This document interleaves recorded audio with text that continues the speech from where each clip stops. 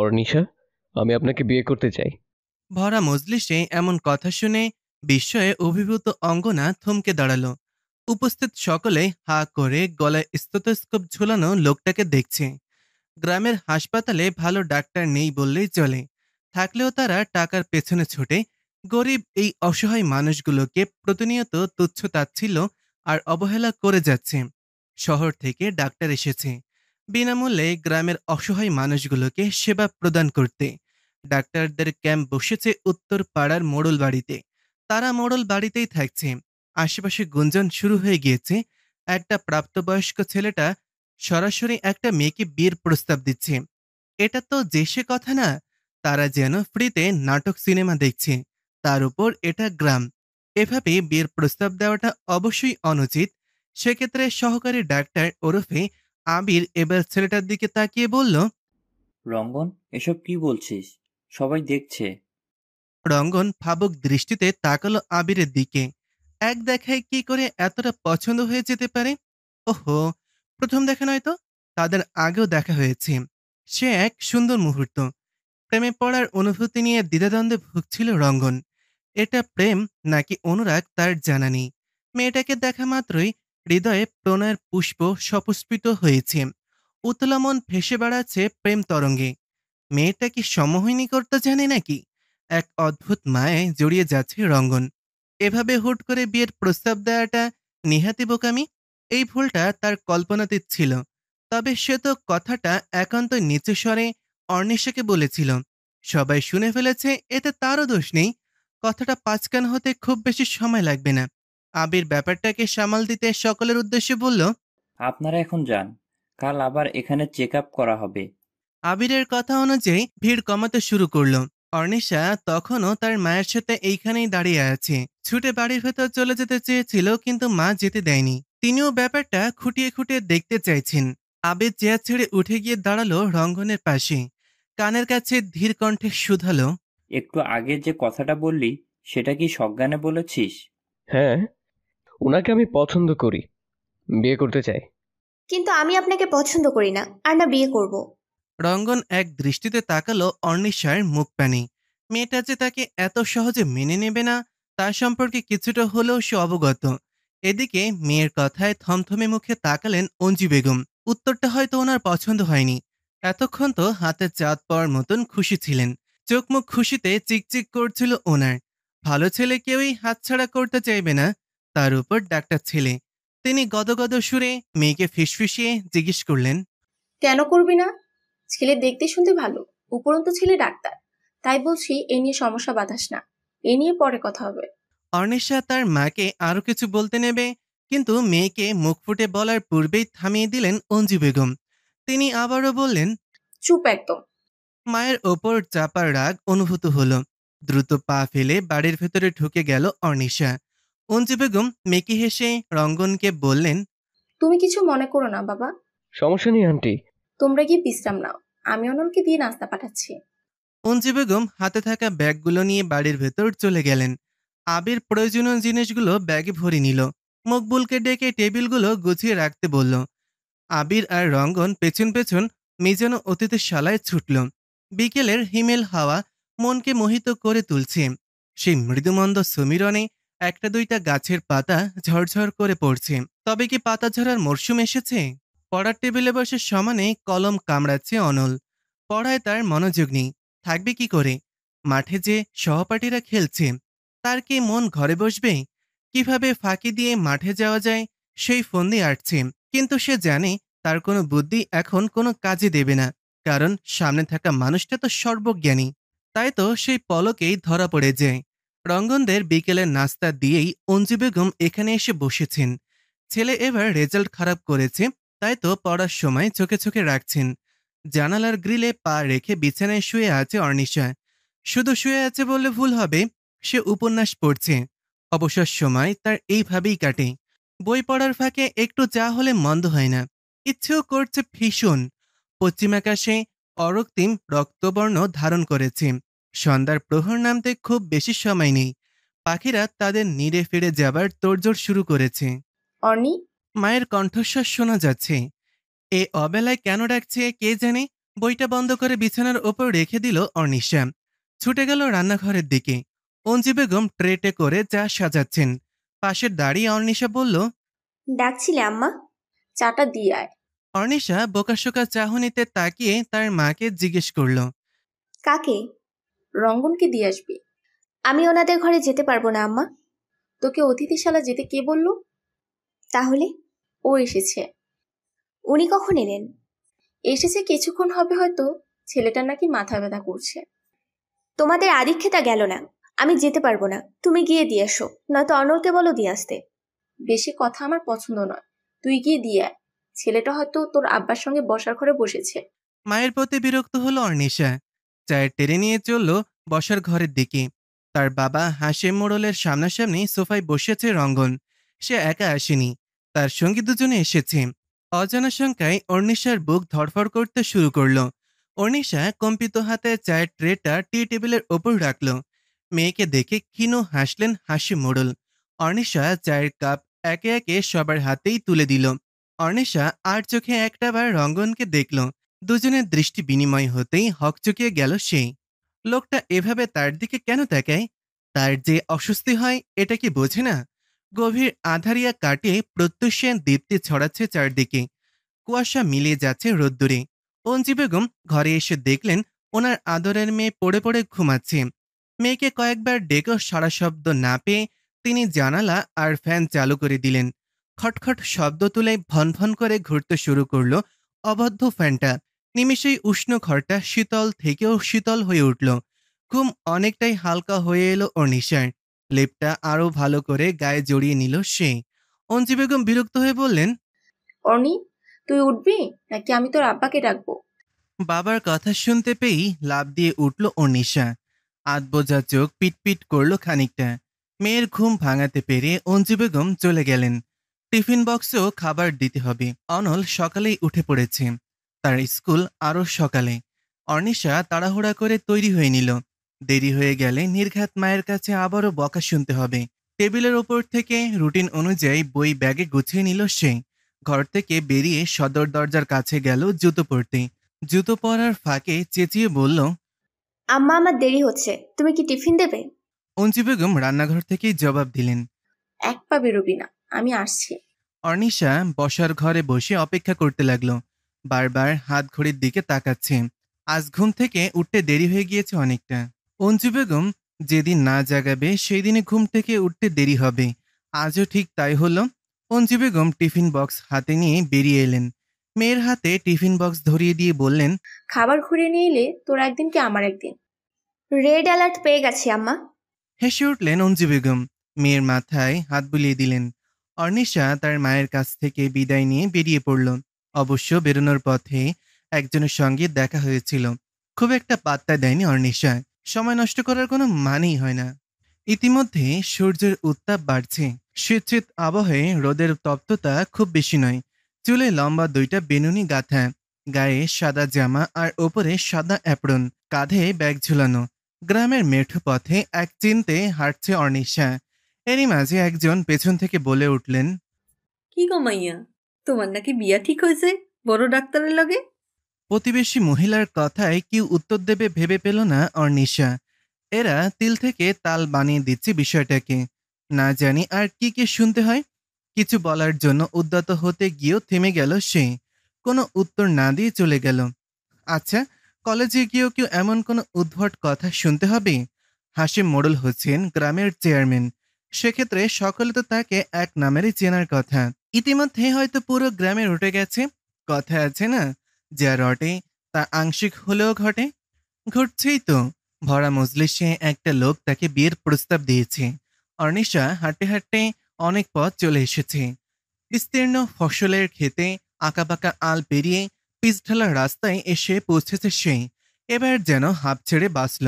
এতক্ষণ গায়ের চেনা পরিচিত অনেকেই কেমন আর চোখে দেখছিল। বড্ড অস্বস্তিতে ছিল অর্নিশা। গার্লস স্কুল পেরিয়েই কলেজ। বন্ধুদের মাঝে অনেকেই একসঙ্গে বসে আড্ডা দিচ্ছে। ক্লাস এখনো শুরু হয়নি। বান্ধবীদের সঙ্গে সময় কাটালে হয়তো মেজাজ কিছুটা ঠিক হবে। ব্যাগ রেখে অর্নিশা তার বান্ধবীদের কাছে গেল। তাকে দেখা মাত্র সকলে চেঁচিয়ে বলল, তা বিয়ে কবে অনি? আবার অস্বস্তিতে পড়তে হলো অর্ণিশাকে। ইতিমধ্যে অনেকের দৃষ্টি তার দিকে আবদ্ধ। অর্ণিশা এদিক সেদিক তাকে বোঝার চেষ্টা করলো। বেশি মানুষ নেই তো। কপট রাগ দেখিয়ে মৃদুস্বরে বলল, কি শুরু করলি তোরা? একটা দিনও পেরোলো না। তোরা ঘটনাকে তিল থেকে তাল বানিয়ে ফেলেছিস। আমার জাস্ট অসহ্য লাগছে সবকিছু। সকাল থেকে এই এক প্রশ্নে শুনতে শুনতে অধৈর্য হয়ে পড়েছে অর্ণিশা। তাকে এভাবে কথা বলতে দেখে সকলে অবাক হলো।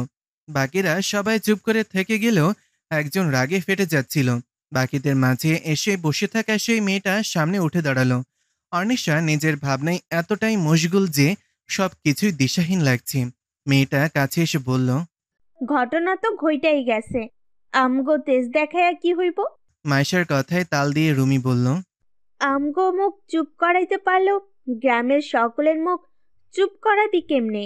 আচ্ছা ফাঁসা ফেসেছে অর্ণিশা। অনেকটা সময় চুপ করে রইল। কারো প্রশ্নের উত্তর দিতে ইচ্ছে করল না। তার মনে জমে থাকা সকল নালিশগুলো রাগে রূপান্তরিত হলো। সব রাগ গিয়ে জমা হচ্ছে রঙ্গনের ওপর। সব দোষ এই লোকের। এই কথাগুলো কেন লোকটা এতগুলো মানুষের সামনে বলতে গেল? সবকিছু তো তার হাতের নাগালের বাইরে। অর্ণিশা সকলের কাছে সরি বলে ক্লাসে চলে গেল। তার যাওয়ার পানে তাকিয়ে থেকে ভেংচি কাটল মাইশা। কলেজ থেকে যাওয়ার পথে একজনকে দেখে থমকে দাঁড়ালো অর্ণিশা। লোকটাকে দেখলেই অন্যরকম কিছু অনুভূত হয়। আচ্ছা, সে প্রেমে পড়ছে না তো? না না, তা কি করে হয়? তার প্রেমে যে পড়া বারণ। বিয়ের পর বরের প্রেমে পড়বে বলে মনস্থির করেছিল সে। তবে তার বিয়ে তো এখনো অনেক বছর বাকি। এ কারণে সমস্ত অনুভূতিকে উপেক্ষা করতে হবে। তবুও অর্ণিশা বেহায়া চোরা চাহনিতে রঙ্গনকে দেখল। লোকটার মুখ থেকে যেন হাসি সরেই না। হাসলে ডান গালে আবছা টোল দৃষ্টিগোচর হয়। মেদহীন বলিষ্ঠ দীর্ঘ দেহ, গুটি কয়েক দাড়ি উকি দিচ্ছে শ্যাম কপল জুড়ে। নিঃসন্দেহে লোকটা একজন সুপুরুষ, যে কেউই প্রেমিক পুরুষ হিসেবে চাইবে। রঙ্গনকে অপছন্দ হয়েছে এমনটাও না, কিন্তু তার যে বিয়ে নামক সম্পর্কে খুব অ্যালার্জি। এর চেয়ে বড়সড় একটা কারণ আছে। তাই তো বিয়ে নামক বন্ধনে আবদ্ধ হতে চায় না। নিজের ভাবনার মাঝে অর্ণিশা বুঝতে পারল রঙ্গন তাকেই দেখছে। কিংকর্তব্য বিমূঢ় রমণী আমতা করে বলল, প্লিজ আপনি এভাবে তাকাবেন না, আমার অস্বস্তি হয়। ঠোঁটের কোণে হাসির রেখা আরো প্রসারিত করে রঙ্গন বলল, কিন্তু আমি যে অন্য কিছুর আভাস পাই। অর্ণিশা ভুরু কুঞ্চিত করে বলল, মানে? প্রেমে পড়েননি তো? যত যাই বলুন, প্রতিনিয়ত আমি আপনার প্রেমের অতল গহ্বরে তলিয়ে যাচ্ছি। এটা কি প্রেমের বয়স? প্রেমের কোনো বয়স হয়? হয় না বুঝি। রঙ্গন দুপাশে মাথা ঝাঁকিয়ে বলল, হুম। ঘরেতে ভ্রমরিল গুনগুনিয়ে, ঘরেতে ভ্রমরিল গুনগুনিয়ে, আমারে কার কথা সে যায় শুনিয়ে, ঘরেতে ভ্রমরিল গুনগুনিয়ে, ঘরেতে ভ্রমরিল গুনগুনিয়ে। নিজের কাজে বিভোর অর্ণিশা গুনগুন করে গাচ্ছে। আজ রোদের প্রতপ্ততা প্রখর। আলমারি থেকে সবগুলো শাড়ি বের করেছেন অঞ্জু বেগম। হুট করেই আজ ইচ্ছে হলো শাড়িগুলো রোদে দেবেন। অর্ণিশাকে সে কখন বলেছিলেন উঠোন থেকে শাড়িগুলো নিয়ে আসতে, কিন্তু এই মেয়ে ঘরে খিল দিয়েছে। আয়নার সামনে দাঁড়িয়ে বিনুনি গাচ্ছে আর সমানে গুনগুন করছে। ভ্রমর কি আদতেও তার কথা শুনতে আসবে? ঘরের বাইরে থেকে অঞ্জু বেগমের বাজখায় কণ্ঠ ভেসে এলো। তিনি বললেন, তিনি বলছেন, আজ যদি তুই দরজা না খুলিস তাহলে তোর একদিন কি আমার একদিন। অর্ণিশা চটজলদি উঠে দাঁড়ালো। কণ্ঠস্বর শুনে মনে হলো তার মা আজ বেশ ক্ষেপেছেন। মায়ের রাগ একবার মাথায় উঠে গেলে আর রক্ষে থাকে না। গুষ্টিশুদ্ধ উদ্ধার করে ফেলবেন। অর্ণিশা দরজার কাছটায় দাঁড়িয়ে বলল, এতক্ষণে শাড়িগুলো তুমি ফুলখালাকে দিয়েও আনাতে পারতে আম্মা। ফুল ভানু তরকারি করছে, তোকে যেটা বলছি সেটা কর। অর্ণিশা খানিকটা বিরক্তিভাব নিয়ে বলল, যাচ্ছি। দরজা খুলে বড় বড় পা ফেলে ঘর থেকে বেরিয়ে গেল সে। লম্বা বিনুনি হাঁটার সঙ্গে কোমরের নিচ অব্দি দুলে উঠছে। অঞ্জু বেগম গিয়ে রান্নার কাজে মনোনিবেশ করলেন। এখন তাড়াহুড়া না করলে রান্নাতে দেরি হয়ে যাবে। এরপর শুরু হবে হাসিম মোড়লের চেঁচামেচি। তার চেয়ে বরং আগে থাকতে কাজ এগিয়ে রাখা ভালো। এদিকে রোদ পুরো মুখে লাগছে। তপ্ত থাকায় পুরো মুখটা লাল হয়ে গিয়েছে অর্ণিশার। তার মা একদিনে সব শাড়ি রোদে দিয়েছেন। এতে করে সে খুব বিরক্ত। তাড়াহুড়া করছে অর্ণিশা। ফুল ছাড়া লম্বা বিনুনি শোভা পায় না। চেনা কণ্ঠস্বর শ্রবণ হলেও সেদিকটায় তাকালো না অর্ণিশা। নিজের মতন করে রশিতে ঝুলিয়ে রাখা শাড়িগুলো হাতে নিতে শুরু করলো। গুনে গুনে 25টা শাড়ি হয়েছে এখানে। এক প্রকার হাঁপিয়ে উঠেছে। শাড়ির পাহাড়ে তাকে চেনা তো ভালো করে দেখাও যাচ্ছে না, ঠিক করে হাঁটতেও পারছে না বেচারি। দেখে না চললে পড়ে যাবে এমন একটা অবস্থা। আড়াল থেকে একবার রঙ্গনকে দেখে নিল। লোকটা এখনো একই ভঙ্গিতে দাঁড়িয়ে আছে। এই লোকটার কি কোনো কাজ টাজ নেই নাকি? ভেবে পায় না অর্নিশা। আবারও সেই পুরুষালী গম্ভীর কণ্ঠস্বর শুনতে পেল সে। আমি হেল্প করি? আপনার কি আর কোনো কাজ নেই? যখনই দেখি এদিক সেদিক ঘোরাঘুরি। আপনি বুঝি আমাকে দেখেনও? হকচকিয়ে গেল অর্নিশা। রঙ্গন আবারও বলল, কাজ তো অনেক আছে। তাহলে নিজের কাজ করুন। সেটাই তো করছি। রঙ্গনের আবছা কথা বোধগম্য হলো না অর্নিশার। ভ্রুযুগল কুচকে এলো। কোনো কিছু না বলেই চলে যেতে নিল। রঙ্গন ক্ষিপ্র গতিতে সামনে এসে পত্রত করে দাঁড়ালো। হঠাৎ করে এমন হওয়ায় অর্নিশা ধাক্কা খেলো বটে। হাত থেকে কিছু শাড়ি পড়ে যেতে নিলে রঙ্গন সাহায্য করলো। কোনো কথা বাড়ালো না অর্নিশা। রঙ্গনের হাতে থাকা গুটি কয়েক শাড়ি না নিয়ে বাড়ির ভেতরে চলে গেল। তার পেছন পেছন রঙ্গনও গেল। তাকে দেখা মাত্র ব্যস্ত হয়ে পড়লেন অঞ্জু বেগম। এদিকে বিছানার ওপর বসে হাঁপ ছেড়ে বাঁচল অর্নিশা। এবার একটু আরাম করা যাবে। অনেকটা সময় রোদে থাকার কারণে শাড়ির থেকে তাপ উঠে আসছে। অর্নিশা শুয়ে সেগুলো জাপটে ধরল। আরাম লাগছে, ঘুম চলে আসছে। বাহির রোদ থেকে এসে ঈশ্বর ঠান্ডা লাগতে শুরু করলো। গোসল করেছে অনেক সময় আগে। জোহরের নামাজ আদায় করে আয়নার সামনে বসেছিল। সর্দি লেগেছে বিধায় আজ চুল ভেজানো হয়নি। ঘন কৃষ্ণগুচ্ছ একবার সিক্ত হলে সহজে শুকাতে চায় না। অর্নিশার অক্ষিদয় স্থির হলো মেরুন রঙা বেনারসিতে। এই শাড়িটা তার মায়ের বিয়ের শাড়ি। অঞ্জু বেগম এত বছর ধরে খুব যত্নে আগলে রেখেছেন শাড়িটাকে। এক সুন্দর মুহূর্তের সাক্ষী এই শাড়ি। প্রত্যেকটা শাড়ি আলতোভাবে হাতড়ে যাচ্ছে অর্নিশা। এ অবধি কখনো শাড়ি পরা হয়নি তার। শাড়ি জিনিসটা তার কাছে এক প্রকার ভেজালেরই মনে হয়। কখনো সাত করেও পড়তে চায়নি, ইচ্ছাও হয়নি কখনো। কিছুক্ষণের মাঝেই অঞ্জু বেগম ঘরে এলেন। অর্নিশা শাড়িগুলো উঠোন থেকে এনেছে, ঘন্টা পেরিয়ে গেছে। এখনো যেমন অবস্থায় তেমন অবস্থাতেই বিছানায় পড়ে আছে। বিরক্ত হলেন অঞ্জু বেগম, তবে তা প্রকাশ করলেন না। অর্নিশা মেরুন রঙা বেনারসিটা নিজের হাতে নিয়ে বলল, আম্মা, তোমার এই শাড়িটা খুব সুন্দর। এই শাড়িটা তোর আব্বা নিজে পছন্দ করে আমার জন্য কিনেছিলেন। বিয়েতে আমি এই শাড়িটা পরেছিলাম। তোমাকে তো তাহলে খুব সুন্দর মানিয়েছিল, তাই না? অঞ্জু বেগম সলজ্জে হেসে বললেন, তোর আব্বা তো হা করে চেয়েছিল। আম্মা, আমার তো তোমাদের প্রেম উপন্যাস জানার আগ্রহ তরতর করে বাড়ছে। পরে শুনিস, এখন উঠে দাঁড়াতো। অঞ্জু বেগম মেয়ের হাত ধরে দাঁড় করালেন। মেরুন রঙা বেনারসিটা অর্নিশার গায়ে জড়ালেন। এরপর এক দৃষ্টিতে চেয়ে রইলেন কিয়ৎক্ষণ। 20 বছর আগে নিজেকে অর্নিশার মাঝে দেখতে পেলেন তিনি। চোখ টলমল করে উঠল অঞ্জু বেগমের। মেয়ের চিবুক ছুঁয়ে বললেন, মাশাল্লাহ, খুব সুন্দর লাগছে আমার মেয়েকে। মায়ের কথায় অর্নিশা খানিকটা লজ্জা পেল। আচ্ছা, বউ সাজলে কি তাকেও অদ্ভুত সুন্দর লাগবে? জানতে হলেও তো বউ সাজা প্রয়োজন। নিজের ভাবনাতেই নিজেই বিরক্ত হলো অর্নিশা। অঞ্জু বেগম শাড়ি ভাঁজ করায় মনোযোগী হলেন। অর্নিশা সাহায্য করতে হাতে হাত লাগালো। এরই মাঝে অনল এসে উপস্থিত হলো তার মায়ের ঘরে। এসে ডাকতে শুরু করলো অর্নিশাকে। আপা, একটু চল আমার সঙ্গে। দেখছিস তো কাজ করছি, এখন কোথাও যেতে পারবো না। আম্মা, তুমি একটু আপাকে বলো আমার সঙ্গে যেতে। কাজের মধ্যে রাখলে বিরক্ত বোধ করেন অঞ্জু বেগম। আজও তার অন্যথা হলো না। বাজখাই স্বরে শুধালেন, কি এমন রাজ্যের কাজ জমেছিস যে অনেকে ছাড়া হচ্ছে না? অনলের মুখটা ফাটা বেলুনের মতো চুপসে গেল। আমতামতা করতে শুরু করলো। অঞ্জু বেগম মেয়েকে উদ্দেশ্য করে বললেন, এই অকর্মণ্য কিসের জন্য ডাকছে, গিয়ে দেখে আয়। অর্নিশা প্রত্যুত্তর করলো না, তবে চোখ গরম করে তাকালো অনলের দিকে।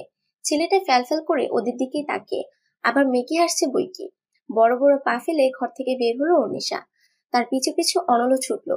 বিছানায় বসে বিশ্রাম নিচ্ছেন হাসেম মোড়ল। একাগ্রচিত্তে কিছু একটা ভেবে যাচ্ছেন বেশ অনেকটা সময় ধরে। দুপুরে নামাজ পড়ে যখন মসজিদ থেকে বের হচ্ছিলেন, তখনই গ্রামের কয়েকজন এসে দাঁড়ালো ওনার সামনে। বিগত দিনে ঘটে যাওয়া ঘটনাটা যে অনেকেই জেনে গেছে সেই সম্পর্কে অবগত হাসেম মোড়ল। সেই সাথে ছেলেটাকে আবার নিজ গৃহে থাকতে দিয়েছেন। বদনাম হতে খুব বেশি সময় লাগবে না। কি এত ভাবছো অনির আব্বা? বুঝলে অনির আম্মা, ইতিমধ্যেই গ্রামের অনেকেই জেনে গেছে মেয়ের বিয়ে ঠিক হবার কথা, অথচ এখানে বিয়ের নাম গন্ধও নেই। গ্রামবাসী তো তিল থেকে তাল বানাতে ওস্তাদ। তবে তুমি যাই বলো, রঙ্গন ছেলেটাকে আমার ভারী পছন্দ হয়েছে। আজকালকার সময়ে এরকম ভদ্র ছেলে পাওয়া দুষ্কর। যার তার হাতে তো আমার মেয়েকে তুলে দিতে পারি না। আমি লোক লাগিয়েছি, কালকের মাঝেই সমস্ত খোঁজ খবর পেয়ে যাব। তুমি যা ভালো মনে করো, ছেলে বড় ডাক্তার। আমি ভাবছি অন্য কথা। অঞ্জু বেগম গিয়ে ওনার স্বামীর পাশে বসে বললেন, কি কথা গো? আমি তো মেয়ের বাবা, আমাকে অনেক কিছু চিন্তা করে সিদ্ধান্ত নিতে হবে। মেয়ের সুখটাই আমার কাছে বেশি প্রাধান্য পাবে। রঙ্গনকে যে আমার অপছন্দ এমনটা নয়, ছেলেটাকে আমিও পছন্দ করি। তবে তবে কি? বিয়ে কথা বাড়ানোর পর যদি থেমে যায় তাহলে তো আমাদের মেয়ের বদনাম। লোকে ভাববে মেয়ের কোনো ত্রুটি আছে। এমন কথা তুমি কবে থেকে মানতে শুরু করলে? মেয়ের বাবাদের অপারগতা বিশাল। তারা সন্তানের ভালোর জন্য সবকিছু করতে পারলেও সমাজের মুখ বন্ধ করতে পারে না। অঞ্জু বেগম এক ধ্যানে স্বামীর মুখশ্রী পানে চেয়ে রইলেন। হাসিম মোড়ল কিছুক্ষণ চুপ থেকে আবারও বললেন, আমাকে একটু সদরের দিকে যেতে হবে। কেন? আর এই অবেলায় কোথায় বা যাবে তুমি? একটা কাজ আছে। কথাটা বলেই সাদা পাঞ্জাবি আর টুপিটা পকেটে পুরে নিলেন হাসিম মোড়ল। আয়না একবার তাকিয়ে আসছে বলেই ঘর থেকে বেরিয়ে গেলেন। অঞ্জু বেগম বিছানা ঝাড় দিয়ে নিজেও ঘর থেকে বের হলেন। হাতের কিছু কাজ এগিয়ে রাখা প্রয়োজন। মাত্রই এশারের নামাজ পড়ে বাড়িতে ফিরছেন হাসিম মোড়ল। সেই যে বিকেলের দিকে সদরে যাবেন বলে বেরিয়েছিলেন, সবে ফিরলেন তিনি। ওনাকে দেখা মাত্রই রঙ্গন ধীর পায়ে এগিয়ে সামনে দাঁড়ালো। ক্ষীণস্বরে সালাম জানালো সে। হাসিম মোড়ল সালামের জবাব দিলেন, ভালো মন্দ জিজ্ঞেসও করলেন। রঙ্গনের চোখের ভাষা এবং কিছু বলতে চাওয়ার আকুলতা বুঝতে পারলেন, তবুও প্রকাশ্য করলেন না। ছেলেটা নিজ থেকেই বলুক। ইতস্তত বোধ আর অজানা শঙ্কা নিয়ে রঙ্গন বলল, আঙ্কেল, আপনি যদি পারমিশন দেন তাহলে আমি আমার মাকে নিয়ে আসব। হাসিম মোড়ল স্বাভাবিক কণ্ঠেই বললেন, এ তো ভারী উত্তম কথা, তুমি নিয়ে এসো তোমার মাকে। মনে মনে হাফ ছেড়ে বাঁচল রঙ্গন। সে সাথে বড্ড খুশিও হলো। চোখ মুখ চিকচিক করছে, যেন অতি কাঙ্ক্ষিত কিছু পেয়েছে। আচ্ছালয় গভীরভাবে পরখ করছেন হাসিম মোড়ল। অনেকেই বলে ওনার নাকি জহুরির চোখ। মানুষ চিনতে ভুল করেন না। আঙ্কেল, আমার আর একটা কথা ছিল। হাসিম মোড়ল গম্ভীর স্বরে বললেন। হ্যাঁ বলো। মনের মাঝে থাকা কথাগুলোকে সাজিয়ে রঙ্গন বলল, আমাকে নিয়ে বাবার খুব স্বপ্ন ছিল, আমি মস্ত বড় ডাক্তার হব, অনেক নাম হবে আমার, গরিব অসহায় মানুষদের সেবা করব। এই বলে থামলো রঙ্গন। কণ্ঠনালীতে হরতাল নেমেছে। বলার মাঝেও কথাগুলো থেমে থেমে আসছে। হাসিম মোড়ল পরবর্তী কথা শোনার জন্য অধীর আগ্রহে চেয়ে আছে। নিজেকে ধাতস্থ করে রঙ্গন আবারও বলল, আজ আমি ডাক্তার, গরিব অসহায় মানুষদের সেবা করার চেষ্টা করি, অথচ আমাকে নিয়ে স্বপ্ন দেখা সেই বাবাটাই নেই। এখন দুনিয়া বলতে শুধুই আমার মা। নিজের জন্য অর্ধাঙ্গিনী আর মায়ের জন্য একজন বন্ধু হিসেবে আপনার মেয়েকে চাইছি। হাসিম মোড়ল রঙ্গনের চোখে চোখ রাখলেন। ছেলেটার চোখের পানি টলমল করছে, যেন যে কোনো মুহূর্তে কান্না করে দিবে। মায়া হলো হাসিম মোড়লে। কিছু একটা মনে করে রঙ্গনকে জড়িয়ে ধরলেন তিনি। আজ বহুদিন পর শ্রদ্ধার ভরসা হাত খুঁজে পেল রঙ্গন। হাসিম মোড়ল এবার রঙ্গনের বাহুতে আলতো হাত রেখে বললেন, হ্যাঁ বল, আমি তোমাকে বিশ্বাস করি। তোমার হাতে আমার অমূল্য রত্ন তুলে দিতে কোনো আপত্তি নেই। এই বলে আর এক মুহূর্তে দাঁড়ালেন না, দ্রুত পায়ে প্রস্থান নিলেন। মিজান বারান্দা দাঁড়িয়ে মোবাইল এদিক সেদিক নিয়ে যাচ্ছে। বোধহয় নেটওয়ার্ক প্রবলেম করছে। উলের ট্রাউজার, গায়ে মোটা সোয়েটার, মাথায় উলের টুপি আর গলায় মাফলার জড়িয়ে একটা গুলুমুলু শিশু পান্ডা সেজেছে মিজান। দূর থেকে দাঁড়িয়ে দেখলো রঙ্গন। সে এগিয়ে গেল অতিথিশালার দিকে। ভ্রুযুগল কুচকে মিজানকে শুধালো, এভাবে প্যাকেট হয়ে আছিস কেন? এই রঙ্গন, তোর কি শীত টিত করে না রে? যতটা তুই দেখাচ্ছিস ততটা শীত এখানে নেই, তবে শরীর শীতল করার মতো সমীরণ অবশ্যই রয়েছে। আচ্ছা দোস্ত, আমাকে একটা কথা বলতো, কি চলছে তোর মাঝে? বিয়ের ফুল কি ফুটেছে? কি মনে হচ্ছে? আমার মনে হওয়া দিয়ে কিছু যায় আসে না, তুই বল, আমি তোর মুখ থেকে শুনতে চাই। এতক্ষণে আবিরও এসে পৌঁছেছে। মিজানের সঙ্গে আমিও একমত। কি চলছে তোর মাথায়? মেয়েটাকে কি সত্যি পছন্দ হয়েছে তোর? ফোনটা পকেটে রেখে মিজান বলল, তুই মজা করছিস তাই না? বিয়ে নামক সিরিয়াস ইস্যু নিয়ে মজা করব এই চিনলি আমাকে? তার মানে তুই সিরিয়াস? শুনেও খুশি হলাম। আন্টিকে জানিয়েছিস? না রে, আমি তো ভাবছি সবটা শুনে মায়ের রিয়াকশন কেমন হবে। আমার তো মনে হয় তোর মুখে বিয়ের কথা শুনে আন্টি খুশিতে আত্মহারা হয়ে উঠবেন। আবিরের বলা কথা শুনে মিজান বলল, যাক, একটা বিয়ে অন্তত খেতে পারবো। আর কতদিন বা সিঙ্গেল তকমা নিয়ে ঘুরবি? আমি তো তোর ভাবিকে সকালেই জানিয়ে দিয়েছি। আবিরের কথায় মাথায় হাত পড়ল রঙ্গনের। এই ছেলে তো তার থেকে এক কাঠি উপরে। মাকে কথাটা এখনো জানাতে পারলো না, অথচ এই ছেলে জনে বলে বেড়াচ্ছে। ব্রো, কিছু মনে করিস না। মিজানের কথা বুঝতে পারলো না রঙ্গন, ভ্রুকুঞ্চিত করে শুধালো। কেন? আমি তো ফ্রেন্ড সার্কেলের সবাইকে জানিয়ে দিয়েছি। মিজাইন না রে, তুই তো হাটে হাড়ি ভেঙে দিলি রে। অতিথিশালার ঘর থেকে বেরিয়ে বারান্দার কাছে দাঁড়িয়েছে রঙ্গন।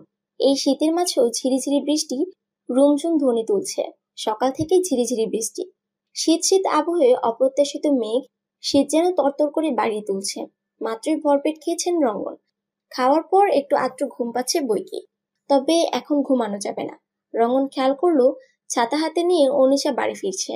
কোথাও কি গিয়েছিল? আজ তো শুক্রবার, কলেজও নেই, তাহলে কোথায় গিয়েছিল? রঙ্গন সেদিকেই চেয়ে রইল যতক্ষণ না অনিশা বাড়ির ভেতরে প্রবেশ করলো। এরই মাঝে মুঠোফোন ভাইব্রেট করে উঠলো, স্ক্রিনে ভেসে উঠলো মা লেখাটা। অধর প্রসারিত হলো রঙ্গনের। তাড়াতাড়ি করে কল ব্যাক করলো। ওপাশ থেকে মায়ের মধুর কণ্ঠস্বর ভেসে এলো। কেমন আছিস বাবা? আমি তো সব সময় ফিট অ্যান্ড ফাইন। তুমি কেমন আছো মা? আমিও ভালো আছি। তুই কবে এসছিস? দিন দুয়েকের মাঝেই। মা, তোমার সঙ্গে আমার কিছু কথা আছে। কোনো মেয়েকে পছন্দ হয়েছে? রঙ্গন খানিকটা লজ্জা পেল। হসপিটালে জয়েন করার পর থেকে তার মায়ের সেই এক কথা, পুত্রবধূ চাই, কিন্তু এখনো পছন্দসই কাউকে দৃষ্টিতে পড়েনি। তাই তো এখনো মনের মানুষকে পায়নি। রঙ্গন এবার হয়তো পেয়েছে। বেশি সময় না নিয়ে আমতামতা করে বলল, আসলে মা, মেয়েটা কে? কোথায় থাকে? দেখতে কেমন? তাড়াতাড়ি বল, আমার আর তস হয়েছে না। তুমি আমার মা নাকি বন্ধু? আমি তোর মা আর বন্ধু দুটাই। ছেলে মেয়ে বড় হলে বাবা মাকে বন্ধু হতে হয়। রঙ্গন তার মায়ের কথায় ক্ষীণ হাসল। মনোয়ারা বেগম আবারও বললেন, এবার বলতো মেয়েটা কে? তার আগে বলো, তুমি বুঝলে কি করে? এমনিতেই ধারণা করলাম আর কি। আরনিশাকে আমার খুব পছন্দ হয়েছে মা। এটা ভালোবাসা কিনা জানি না, তবে প্রথম দেখায় আমি ওর মোহে পড়েছি। ওকে আমার চাই মা, ভীষণ করে চাই। ছেলের কথায় আলতো হাসলেন মনোয়ারা বেগম। যাক, ছেলের সুমতি হয়েছে, কাউকে তো মনে ধরেছে। এবার অন্তত ঘরে পুত্রবধূ আসবে। খুশি হলেন তিনি। ছেলেকে শুধালেন, মেয়ের বাড়ি কোথায়? আমরা ক্যাম্পিং এর জন্য যে বাড়িতে থাকছি সেই বাড়ির মেয়ে। আমাকে কবে আসতে হবে? তুমি আমার এক কথায় রাজি হয়ে গেলে। আমার ছেলের উপর আমার শতভাগ আস্থা আছে। লাভ ইউ মা। এইবার তো বল, আমাকে কবে আসতে হবে? আমি মিজানকে ঢাকা পাঠিয়েছি। মনোয়ারা বেগম সশব্দে হেসে উঠলেন। 15 পাশ থেকে হাসির শব্দ পেয়ে বোকা বনে গেল রঙ্গন। মনোয়ারা বেগম ছেলেকে বললেন, বাপরে, এত তাড়া! এতদিন তো তুমি তাড়া দিতে, আজ আমি তাড়া দিলে দোষ? মায়ের সাথে দুষ্টুমি হচ্ছে, সামনে পেলে কান মলে দিতাম। আরো কিছু সময় কথা বলে রেখে দিল রঙ্গন। সবাইকে মানাতে পারলো, আসল মানুষটাকে মানাতে পারবে কিনা জানা নেই। রঙ্গন সবসময় স্ট্রেট ফরওয়ার্ড, মুখের উপর কথা বলায় কখনো পিছু পা হয় না সে। তার উপর কিছুটা তেরাও বটে। যা তার চাই সেটা চাই, কিন্তু এটা তো পুরো জীবনের বিষয়। এই নিয়ে কোনো ছেলে মানুষই না, আল্লাহ ভাগ্যে রাখলে হতেই হবে। স্যাঁতস্যাঁতে মাটিতে সববয়সে একসঙ্গে গোল্লাচুট খেলে যাচ্ছেন। এখন সময়টা বিকেল। দুপুরে ঝিরিঝিরি বৃষ্টি তখনই থেমে গিয়েছিল। এরপর বিস্তীর্ণ অন্তরিক্ষ জুড়ে এক চিলতে রোদ উকি দিয়েছিল মুচকি হেসে। সেই রোদের তপ্ততা ছিল খানিকটা। সিক্ত ভূমি টান টান রূপ ধারণ করেছে। আবির আর রঙ্গন হাঁটতে বের হয়েছে। হঠাৎই দেখতে পেল খেলা নিয়ে হই হট্টগোল লেগেছে মাঠে। সেখানে অনলও রয়েছে। ওদের টিমের সঙ্গে বিপরীত টিমের কথা কাটাকাটি হচ্ছে। রঙ্গনকে দেখতে পেয়ে অনল জিজ্ঞেস করলো, আপনি এখানে? তোমাদের সঙ্গে খেলতে এলাম। আবির এগিয়ে এসে বলল, এখানে কি হচ্ছে? কথাটা শেষ হবার সঙ্গে সঙ্গে রঙ্গন বলল, এই সামান্য খেলা নিয়ে বন্ধুদের মাঝে কেউ ঝামেলা করে? ওরাই ঝামেলা শুরু করেছে, আমাদের কোনো কথাই শুনছে না। রঙ্গন সবাইকে উদ্দেশ্য করে বলল, আমাদের দুজনকে খেলতে নেবে তোমাদের সঙ্গে? আপনি পারবেন ভাইয়া? তোমার কি মনে হয় আমি শুধু ডাক্তারই তাই পারি? তেমন কিছু না। তাহলে শুরু করা যাক। আবির আমতা করে বলল, এ ভাই, তুই আমাকে ছাড়, আমি এসব খেলতে টেলতে পারি না। একবার ক্রিকেট খেলতে গিয়ে আমার সানডে মানডে ক্লোজ হয়ে যাচ্ছিল, এখনো ভাবলে গা শিউরে ওঠে। তুই খেলবি, এটাই ফাইনাল। গোল্লা স্যুট খেলতে গিয়ে আমার ভবিষ্যৎ যদি ক্ষতি হয় তাহলে তোর নামে মামলা করব। তোর ফালতু কথা বাদ দে। কোচিং থেকে ফিরছে অনিশা। বাকি সব বিষয় তার বাড়িতে এসে পড়িয়ে গেল আইসিটি গিয়ে পড়তে হয়। কলেজের বিপরীত পারে পাফেলসের কোচিং সেন্টার। নীরদ অম্বর এখন পরিষ্কার, সাদা আপগুলো ভেসে বেড়াচ্ছে দৈবাত সমীরণের তালে। দুপুরে একটু বাড়ি থেকে বের হয়েছিল, এরপর বাড়ি ফিরে খাবার খেয়ে আবারও বের হয়েছিল কোচিং এর উদ্দেশ্যে। পড়া দিঘির পাশের মাঠ থেকে হৈহুল্লোর আওয়াজ ভেসে আসছে। বাড়ি ফিরতে হলে ওই রাস্তা দিয়ে ফিরতে হবে। অনিশা সেদিকে তোয়াক্কা না করে এগিয়ে গেল, ধীর পায়ে হাঁটতে শুরু করলো। দূর হতেই অনলের কণ্ঠস্বর আচ্ছা শুনতে পেল অনিশা। মুখ তুলে তাকালো মাঠের দিকে, অনেক ছেলেপুলের ভিড় জমেছে। অনলের সমবয়সী সব বন্ধুরা খেলছে। বিস্তীর্ণ ফসলের ক্ষেতের আলে দাঁড়িয়ে বসে রয়েছে ছোট ছোট ছেলেমেয়েরা, এরা মূলত খেলা দেখছে। অনিশা দেখতে পেল আবির আর রঙ্গনও এইটুকুন ছেলেপুলেদের সঙ্গে খেলছে। হাসি পেল অনিশার। কিছুক্ষণ দাঁড়িয়ে থেকে দেখতে পেল রঙ্গনের পেছন পেছন কয়েকজন ছেলে আর আবির ছুটছে। হঠাৎই দৃষ্টি আটকে গেল অদূরে দাঁড়িয়ে থাকা রমণীর দিকে। সেই প্রণয়ও কি তাকে দেখছে? খেলাতে আর মনোনিবেশ করতে পারল না রঙ্গন। অমনি খেলা থেকে আউট হয়ে গেল সে, আর জিতে গেল বিপরীত পক্ষ। অনল এগিয়ে এসে বলল, এটা কি করলেন ভাইয়া?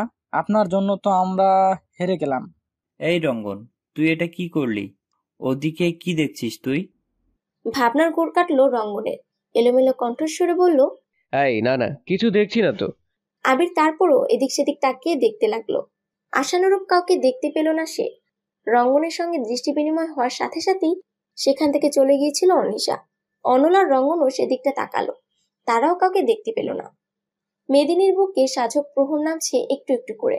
নানান প্রজাতির পাখিরা তাদের ডানা দুটো চাপতে উড়ে যাচ্ছে বিস্তীর্ণ অন্তরিক্ষ জুড়ে। নিরে ফেরার তারা বুঝি খুব। অনিশা তার ঘরে জানালার দুয়ার ঘেঁষে দাঁড়িয়ে বাহিরের দিকটা চেয়ে আছে। দেখে বোঝা যাচ্ছে কারো ফেরার অপেক্ষায় আছে সে। আচ্ছা, পাখিরা তো তাদের নিরে ফিরে যাচ্ছে, তাহলে তার কাঙ্ক্ষিত মানুষটা দেখা কেন মিলছে না? আদতে কি আসবে সেই মানুষটা? অবশ্যই সে যে আসবে, কিন্তু অপেক্ষা প্রহর যে শেষ হয় না। আর অনিশাও সেখানে বেশিক্ষণ দাঁড়িয়ে থাকতে পারল না। হঠাৎ করেই ঘরের ভেতর অঞ্জু বেগমের আগমনে হুক চুকিয়ে গেল সে। আমতামতা করতে শুরু করলো। এই অবেলায় জানালা খোলা রাখার জন্য মায়ের কাছে একটা ঝাড়ি খেলো বই কি। কিংকর্তব্য বিমূঢ় অঙ্গনা ক্ষিপ্র হস্তে জানালা আটকে দিল। এরই মাঝে গেট পেরিয়ে উঠোনোর কাজটা এলো রঙ্গন, আবির এবং অনল। তবে অপেক্ষাকারী চাতক পাখির দেখা আর মিলল না। সে যে জানালার দুয়ার আটকে দিয়েছে, কিছুক্ষণ পরে হয়তো মাগরিবের আজান পড়বে। অনেকটু দেখে যেত মা। মায়ের ডাকে সাড়া দিয়ে একাডেমিক বই টেবিলের উপর রেখেই অনিশা রান্নাঘরের দিকে ছুটল। কিসের জন্য ডাকছেন সেটাও তো জানা প্রয়োজন। খুব বেশি দরকার না পড়লে তো তার মা ডাকেন না, সবটা একা হাতে সামলান তিনি। এখনো ঠিক সেটাই করার চেষ্টা করছেন। চুলায় তরকারি বসিয়েছেন। বাড়িতে বাড়তি মানুষ থাকায় 3 বেলায় রান্না করতে হয় ওনাকে। এমনিতে রান্নার ক্ষেত্রে কাটাকুটি কাজ ফুলবানুই করে দেন। এটো প্লেট ধুয়ে রাখা আরো কিছু কাজ ফুলবানু নিজেই করে রাখে। তবে আজ যে সে কাজে আসেনি, তার ছোট ছেলেটা নাকি অসুস্থ। দুপুরে সে টাকা নিয়ে গিয়েছে ওষুধ আনবে বলে। এদিকে রান্নাঘরের ভেতরে প্রবেশ করে অনিশা বলল, আমাকে ডাকছিলে আম্মা? আমাকে একটু সাহায্য কর, ফুলবানু আজ আসেনি। তোর আব্বা একটু পরেই হয়তো নামাজ পড়ে চলে আসবে। রান্না এখনো হয়নি, আবার ওদেরও তো খাবার দিতে হবে। উলের সোয়েটারের হাতা কোণে পর্যন্ত তুলে অনিশা জিজ্ঞেস করলো, আমাকে কি করতে হবে? প্লেটগুলো ধুয়ে দিবি আর ফুলকপি, বেগুন, আলু, সিম কেটে রাখবি। তোর আব্বা সবজি দিয়ে রুই মাছ খেতে চেয়েছেন। আচ্ছা আম্মা। অনিশা তার কাজে লেগে পড়লো। প্রথমে সবজিগুলো কেটে তারপর ধোয়াধুয়ির কাজ করবে। এই ঠান্ডায় বারবার ঠান্ডা পানি ছোঁয়া একদমই ভালো না। অতশত কাজের মাঝে মেয়ের সর্দি লাগার ব্যাপারটা বেমালুম ভুলে গেলেন অঞ্জু বেগম। অনিশা নিজের কাজে মনোনিবেশ করলো। আলুর খোসা ছিলতে গিয়ে ডান হাতের তর্জনীর নখের কাছে বেশ অনেকটাই কেটে গিয়েছে। মুহূর্তের মাঝেই হাত রঞ্জিত হয়ে উঠল। টু শব্দ করলো না অনিশা, তাতে যে মা জেনে যাবেন। এখন আবার হাত কেটে যাওয়ার কথা শুনলে হয়তো কষ্ট পাবেন অঞ্জু বেগম। তাই আর অনিশা তার মাকে ডাকলো না বা কিছু বললো না। দাঁতে দাঁত চেপে ব্যথা সহ্য করে নিল। কষ্ট করে হলেও দুপুরে এটো প্লেটগুলো একটা একটা করে ধুয়ে রাখলো। আম্মা আর কিছু করতে হবে? না রে মা, অনলটা কি করছে একটু দেখিস তো। ছেলেটাকে নিয়ে আমি আর পারি না। পড়াশোনায় মনোযোগ নিয়ে দেয়, খেলাধুলার প্রতি ঝুঁকেছে। আচ্ছা। অনিশা রান্নাঘর থেকে বের হয়ে গেল। নিজের ঘরে যাওয়ার আগে অনলের ঘরে একবার উকি দিল। স্টাডি টেবিলে বসে খাতায় আঁকিবুকি করছে। এই ছেলেটার খামখেয়ালিপনায় খুব বিরক্ত হলো অনিশা। বড় বড় পা ফেলে ঘরের ভেতরে প্রবেশ করলো। পড়াবাদ দিয়ে কি করছিস? হকচকে উঠলো অনল। ফেলফেল করে বোনের মুখ পানে তাকালো। এই কথা যদি তার আম্মা জানেন তাহলে আজ আর রক্ষে নেই। এমনিতেই রেজাল্ট খারাপ হওয়ার জন্য তিনি ক্ষেপে আছেন। অনল আমতামতা করে বলল, আম্মাকে কিছু বলিস না আপা। সব বলবো আমি। তাইলে আমিও আম্মাকে বলে দিব। তুই বিকেলে রঙ্গন ভাইয়াকে লুকিয়ে দেখছিলিস। কি সব উল্টাপাল্টা বকবক করছিস? এইটুকুন একটু বাচ্চা ছেলে আমাকে মিথ্যে বলে থ্রেট দিচ্ছিস? আমি কথায় মিথ্যে বললাম? আমি স্পষ্ট দেখেছি তোকে দাঁড়িয়ে হাসছিলিস। আর আমাকে একদম বাচ্চা বলবি না, আমি বড় হয়েছি। সশব্দে হেসে উঠল অর্নিশা। বোকা বনে গেল অনল। হাতে চিনচিনে ব্যথা অনুভূত হচ্ছে, তাই আর বেশি কথা না বাড়িয়ে অর্নিশা বলল, আজকের মতো মাফ করে দিলাম, এখন মনোযোগ দিয়ে পড়। কথাটা বলেই বেরিয়ে গেল অর্নিশা। কেটে যাওয়া আঙ্গুল খুব জ্বালা করছে, ক্ষতটা অনেকটা গভীর, নখের দিক থেকে অনেকটা কেটেছে। এতক্ষণ ওনা দিয়ে চেপে ধরেছিল, রক্ত বের হচ্ছে, শরীর দুর্বল লাগতে শুরু করলো।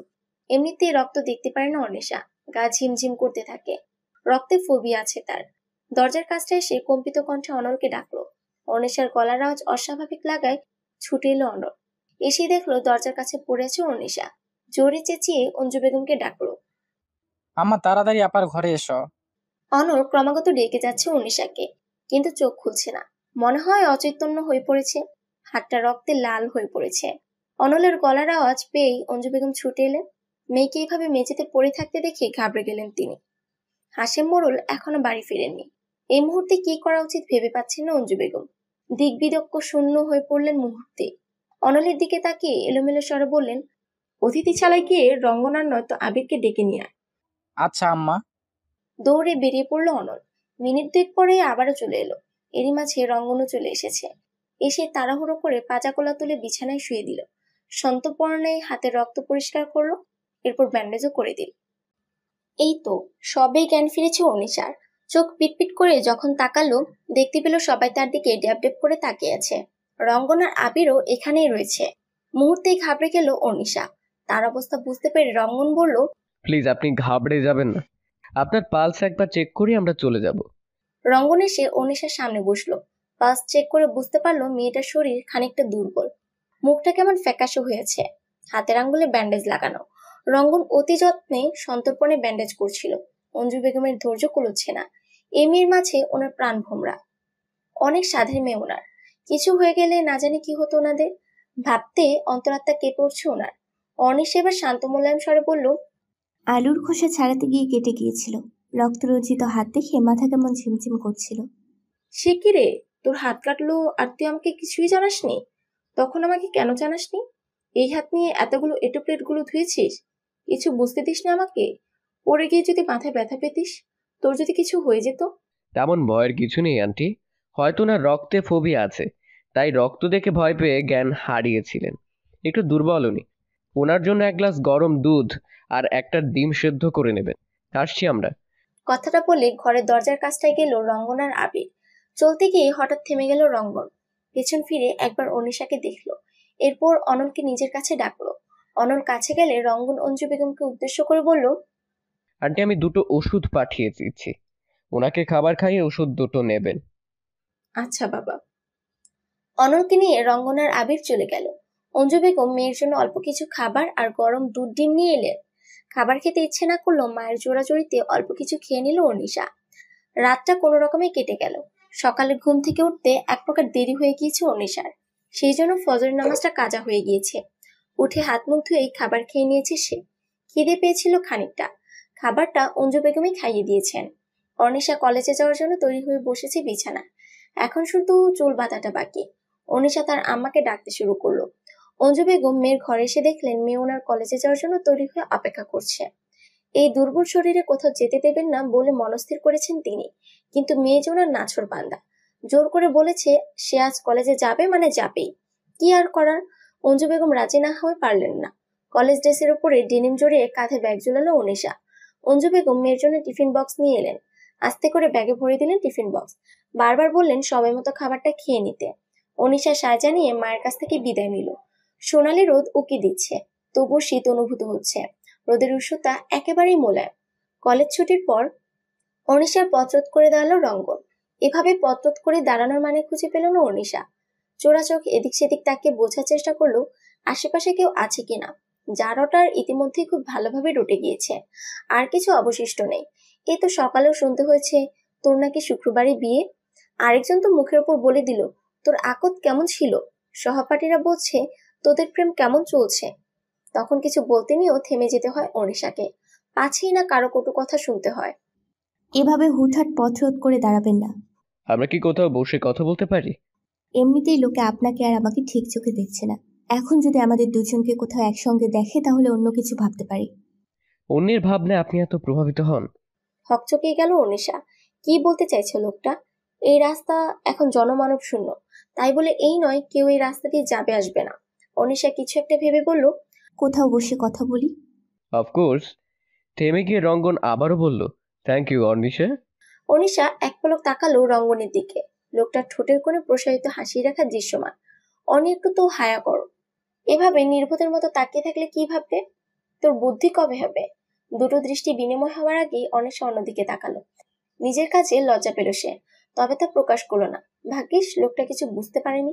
রঙ্গন আগে আগে হাঁটছে, অনিশা পেছনে। সামনেই একটা কফি শপ আছে, কলেজের বিপরীত পাড়ের গলিতে। এখানে লোক সমাগম খুব বেশি নেই, একটা দুটো মানুষ। তবে অনিশাকে হয়তো কেউ চিনবে না। লোকের কথার ভয়ে মেয়েটা মাস্ক পরে নিয়েছে। ছোট্ট সেই কফি শপে গিয়ে বসেছে রঙ্গন আর অনিশা।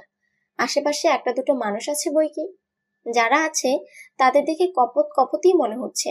মুখ থেকে একবারের জন্য মাস্ক খুলেনি অনিশা। রঙ্গন দুজনের জন্য কফি অর্ডার দিয়েছে। 3 দিন আগে এই কফি শপে এসেছিল সে। এখানকার কফি সেদিনই প্রথম খেয়েছিল। টেস্ট মোটামুটি চলে। অনিশা একবার এদিক সেদিক তাকিয়ে রঙ্গনকে বলল, এখন তো দুপুর, নিশ্চয় আপনার খিদে পেয়েছে। ভারী খাবার অর্ডার করি। আমি কিছু খাবো না। নেমে এলো দুজনের মাঝে এক অবাক নীরবতা। রঙ্গন একদৃষ্টে অন্যমনস্ক অঙ্গনাকে দেখে যাচ্ছে। রমণী গভীরভাবে টেবিলের র্যাকসিনের দিকে তাকিয়ে কি এত ভেবে যাচ্ছে জানা নেই তার। অনিশা মুখ তুলে রঙ্গনের দিকে তাকাতেই দুজনের দৃষ্টি বিনিময় হলো। স্তম্ভিত হলো সে। খানিকটা ইতস্তত ভাব নিয়ে বলল, আসার পর থেকেই দেখছি চুপ করে আছেন। কিসের জন্য এখানে নিয়ে আসা হয়েছে বলবেন কি? প্রত্যুত্তরের আশায় প্রশ্নাত্মক দৃষ্টিতে তাকিয়ে রইল অনিশা। এরই মাঝে দুজনের জন্য কফি নিয়ে এলেন ওয়েটার। রঙ্গন হাসি মুখে গ্রহণ করলো। অনিশার দিকে এগিয়ে খাওয়ার জন্য ইশারা করলো সে। কম্পিত হস্তে কফি মগ কাছে নিল। বোকাশোকা চোরাচাহানিতে এদিক সেদিক তাকিয়ে মাস্ক খুললো অনিশা। রঙ্গন রিল্যাক্স হয়ে কফিতে সিপ নিচ্ছে। একবার ভাবলো এবার অন্তত কিছু কথা বলা প্রয়োজন, তাই গম্ভীর স্বরে বলল, একটা কথা বলি। অনিশা কফিতে সিপ নিয়ে বলল, জি। আপনার কি আমাকে একটু পছন্দ না? আমি কি সত্যি অযোগ্য? কোনো উত্তর খুঁজে পেল না অনিশা। রঙ্গনকে তার অপছন্দ এমনটাও না, কিন্তু বিশ্বাস করতে ইচ্ছে করে না। আর তার আব্বা আম্মাই বা কি করে এই অচেনা অজানা লোকটাকে বিশ্বাস করছে? তাদের বাড়িতে থাকছে 1 সপ্তাহ হতে চললো। এই কদিনই এতটা বিশ্বস্ত হয়ে উঠলো। আজ সকালেও আব্বা আম্মার কথা আবছা শুনতে পেয়েছিল সে। আব্বা মত দিয়েছে, তার মানে সবকিছু ভালো হলে বিয়ে ঠিকঠাক হয়েই যাবে। আঙ্কেলের সঙ্গে আমার কথা হয়েছে, আমার মাকেও জানানো হয়েছে। অবাক হলো অনিশা। ফ্যাল করে চেয়ে রইল অনেকটা সময়। শান্ত মোলায়েম স্বরে বলল, খুব তাড়াহুড়ো হয়ে যাচ্ছে না? স্বপ্নের পিছু ছুটে কখনো কাউকে ভালোবাসার সুযোগই হয়ে ওঠেনি। জীবনে প্রথম আপনার প্রতি একটা সফট কর্নার ক্রিয়েট হয়েছে। আমি উপলব্ধি করেছি কারো মায়ায় ক্রমশ জড়িয়ে যাচ্ছি। আপনাকে আমি হারাতে চাই না অর্নিশা। অনিশার মনে পড়লো তার প্রিয় বান্ধবী মাধবী এমনই কারো কথায় প্রভাবিত হয়ে নিজের হাস্যোজ্জ্বল জীবনটাকে তিলে তিলে শেষ করে দিয়েছে। তখন ওরা মাধ্যমিক পরীক্ষা দিতে যেত সদরের একটা স্কুলে। তখনই পরিচয় হয় রুহুলের সঙ্গে। ছেলেটা সবসময় কলেজের সামনে দাঁড়িয়ে থাকতো। একটু একটু করে অনুভূতি তৈরি হতে লাগলো মাধবীর মনে। ছেলেটাকে কখনোই সুবিধের মনে হতো না অনিশার। বহুবার বোঝানোর চেষ্টা করেছিল, কিন্তু মাধবী তার একটা কথাও শুনেনি। আবেগে পড়ে একটা ভুল সিদ্ধান্ত নিয়ে ফেলল। হুট করে দুজনের প্রণয় হলো। এরপর পালিয়ে বিয়ে। পড়াশোনা সেখানে বন্ধ হয়ে গেল মাধবীর।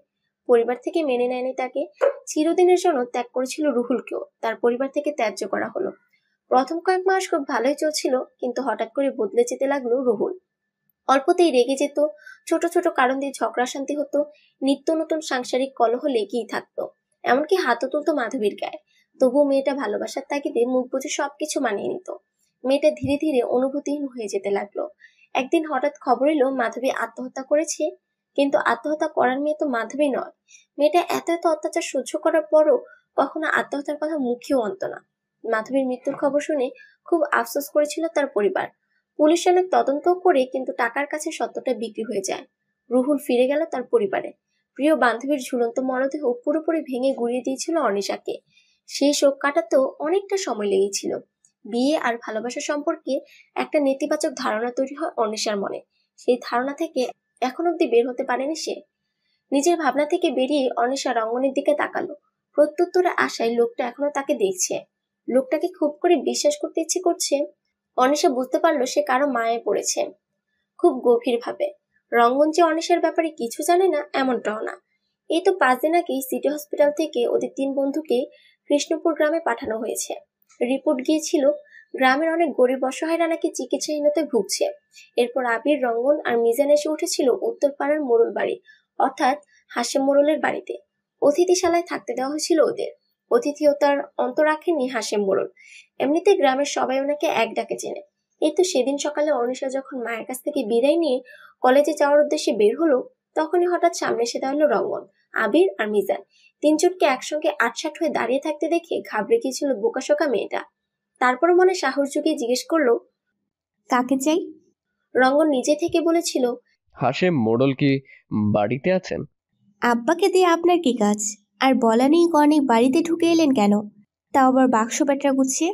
এই মেয়ের তেরামি দেখে রাগ হলো রঙ্গনের, তবুও নিজেকে শান্ত রাখার চেষ্টা করছে। এদিকে রঙ্গনকে দেখে মজা লুটছে আবির আর মিজান। রঙ্গন যখন বড় বড় চোখে শাসানো দৃষ্টিতে তাকালো, তখন দমে গেল দুটোতে। এদিকে রঙ্গন শান্ত গম্ভীর স্বরে অনিশাকে বলল, উনি বাড়িতে আছেন কি না জানলে ভারী উপকার হতো। আপনি কি বলবেন উনি বাড়িতে আছেন কিনা? চুপসে গেল অনিশা। এদের 3 জনকে এক পলক দেখে বলল, আব্বা বাড়িতেই আছেন। কথাটা বলেই চলে গেল। কলেজে যাওয়ায় দেরি হচ্ছে তার। এদিকে রঙ্গন ফ্যালফ্যাল করে সেদিকটা চেয়ে রইল এক দৃষ্টে। মেয়েটা বড্ড বোকা, সহজ সরল।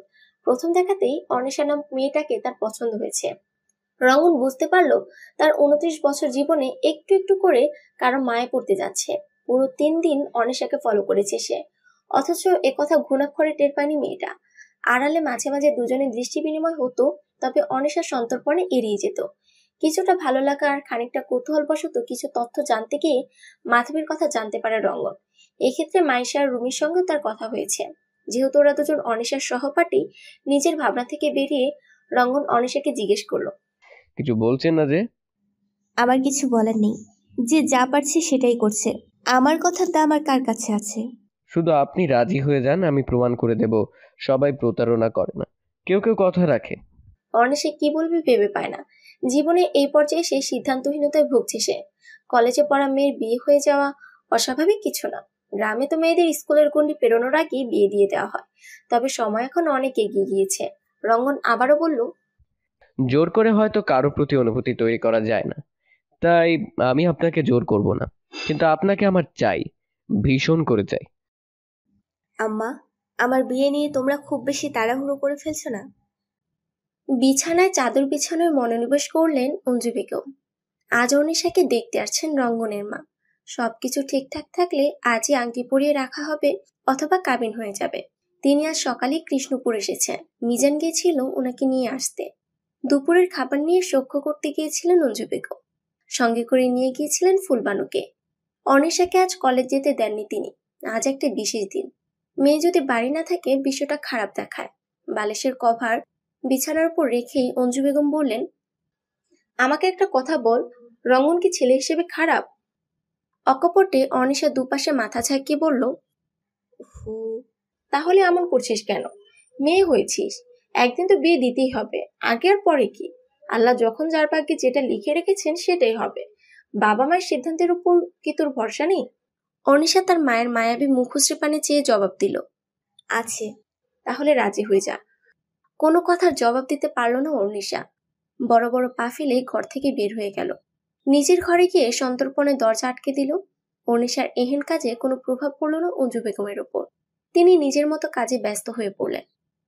বসার ঘরে রঙ্গন, তার মা মনোয়ারা বেগম, আবির, মিজান আর অনন্ত বসে আছে। আজ সকালে কৃষ্ণপুর গ্রামে এসেছেন মনোয়ারা বেগম। দুপুরে অঞ্জু বেগমের সঙ্গে খোশ গল্প জুড়েছিলেন। অল্প সময়েই দুজনের ভাব জমেছে। এখন সময়টা বিকেল। অঞ্জু বেগম সকলের জন্য নাস্তার বন্দোবস্ত করছেন। একা হাতে সবকিছু সামনে উঠতে পারছেন না। মেয়েকে দিয়েও কোনো কাজ করাতে দিতে চাইছেন না তিনি। ফুলবানু হাতে হাতে একটু একটু সাহায্য করে দিচ্ছেন। কাজের ক্ষেত্রে এত তাড়াহুড়োর ব্যাপারটা বোধগম্য হচ্ছে না ফুলবানুর। বোকাশোকা স্বরে অঞ্জু বেগমকে জিজ্ঞেস করলেন, ভাবি, আজকা এত আয়োজন কি লাইগা? রঙ্গনের মাকে তো দেখেছই, তিনি অনেকে দেখতে এসেছেন। আন্নি আম্মার বুঝি বিয়া দিয়া দিবেন? ভাগ্যে থাকলে হবে। ফুলবানু, তুমি এদিকটা দেখো। আমি গিয়ে দেখি অনেক কি করছে। আচ্ছা ভাবি, আপনি নিশ্চিন্তে থাকেন। কাজের ফাঁকে ঘরে এসে অঞ্জু বেগম ওনার আলমারি থেকে মেরুন রঙা বেনারসি শাড়িটা বের করলেন। শাড়ির উপরিভাগে কোমলভাবে স্পর্শ করলেন। সুন্দর একটা সুবাস আসছে শাড়িটা থেকে।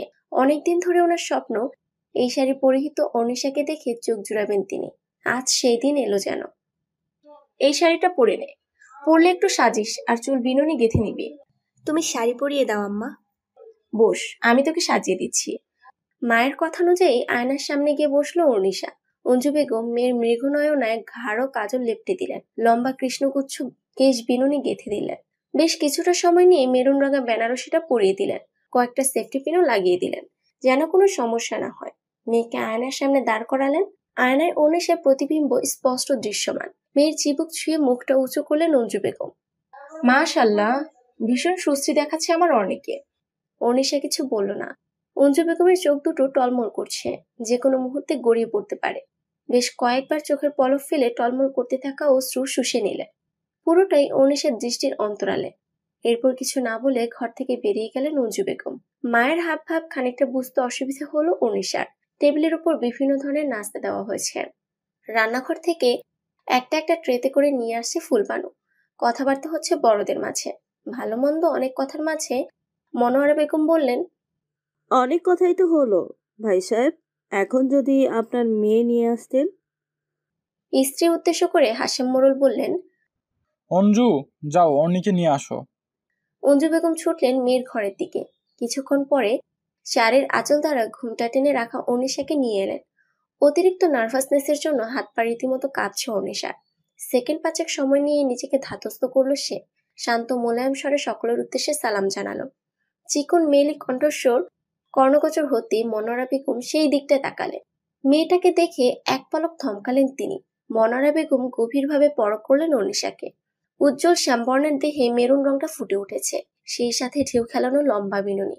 মেয়েটার গাল দুটো রসগোল্লার ন্যায় গুলুমুলু। মৃগনয়নায় ঘাড় কাজল লেপটে দাও। অসম্ভব মায়াবী দেখাচ্ছে, যে কেউ মায়া পড়ে যাবে। অঙ্গনা এতটাই মায়াবী, তাই তো রঙ্গন এক দেখায় প্রেমে পড়তে বাধ্য হয়েছে। যেখানে তাকে ধরে বেঁধেও মেয়ে পছন্দ করাতে পারেননি মনোয়ারা বেগম। নিজের হাত থেকে একটা আংটি খুলে অনিশার অনামিকায় পরিয়ে দিলেন তিনি। এই আংটিটা ওনার শাশুড়ি ওনাকে যখন এক দেখায় পছন্দ করেছিলেন তখন পরিয়েছিলেন। আজ তিনি অনিশাকেও সেটা দিলেন। রঙ্গন বুঝতে পারল তার মায়েরও অনিশাকে পছন্দ হয়েছে। অঞ্জু বেগম মেয়েকে নিয়ে গেলেন ঘর থেকে।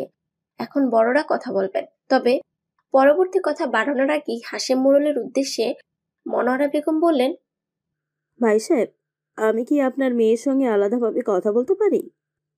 উপস্থিতি সকলে থমকালো। রঙ্গন, আবির আর মিজান একে অপরের দিকে চাওয়াচাই করলো। হঠাৎ করে রঙ্গনের অস্বাভাবিক লাগছে, কিন্তু তার মা কখনোই তার খারাপ চাইবেন না, এটাই তার বিশ্বাস। মায়ের হয়তো আলাদাভাবে কোনো কথা রয়েছে, ব্যাপারটা স্বাভাবিক নেওয়াই উত্তম। হাশেম মোড়ল নির্বিকার ভঙ্গিতে বসে আছে। সব জায়গায় দেখে আসা হয়েছে ছেলে মেয়ে আলাদা কথা বলে, তবে আজ হচ্ছে তার উল্টোটা। ছেলের মা মেয়ের সঙ্গে আলাদাভাবে কথা বলতে চাইছেন।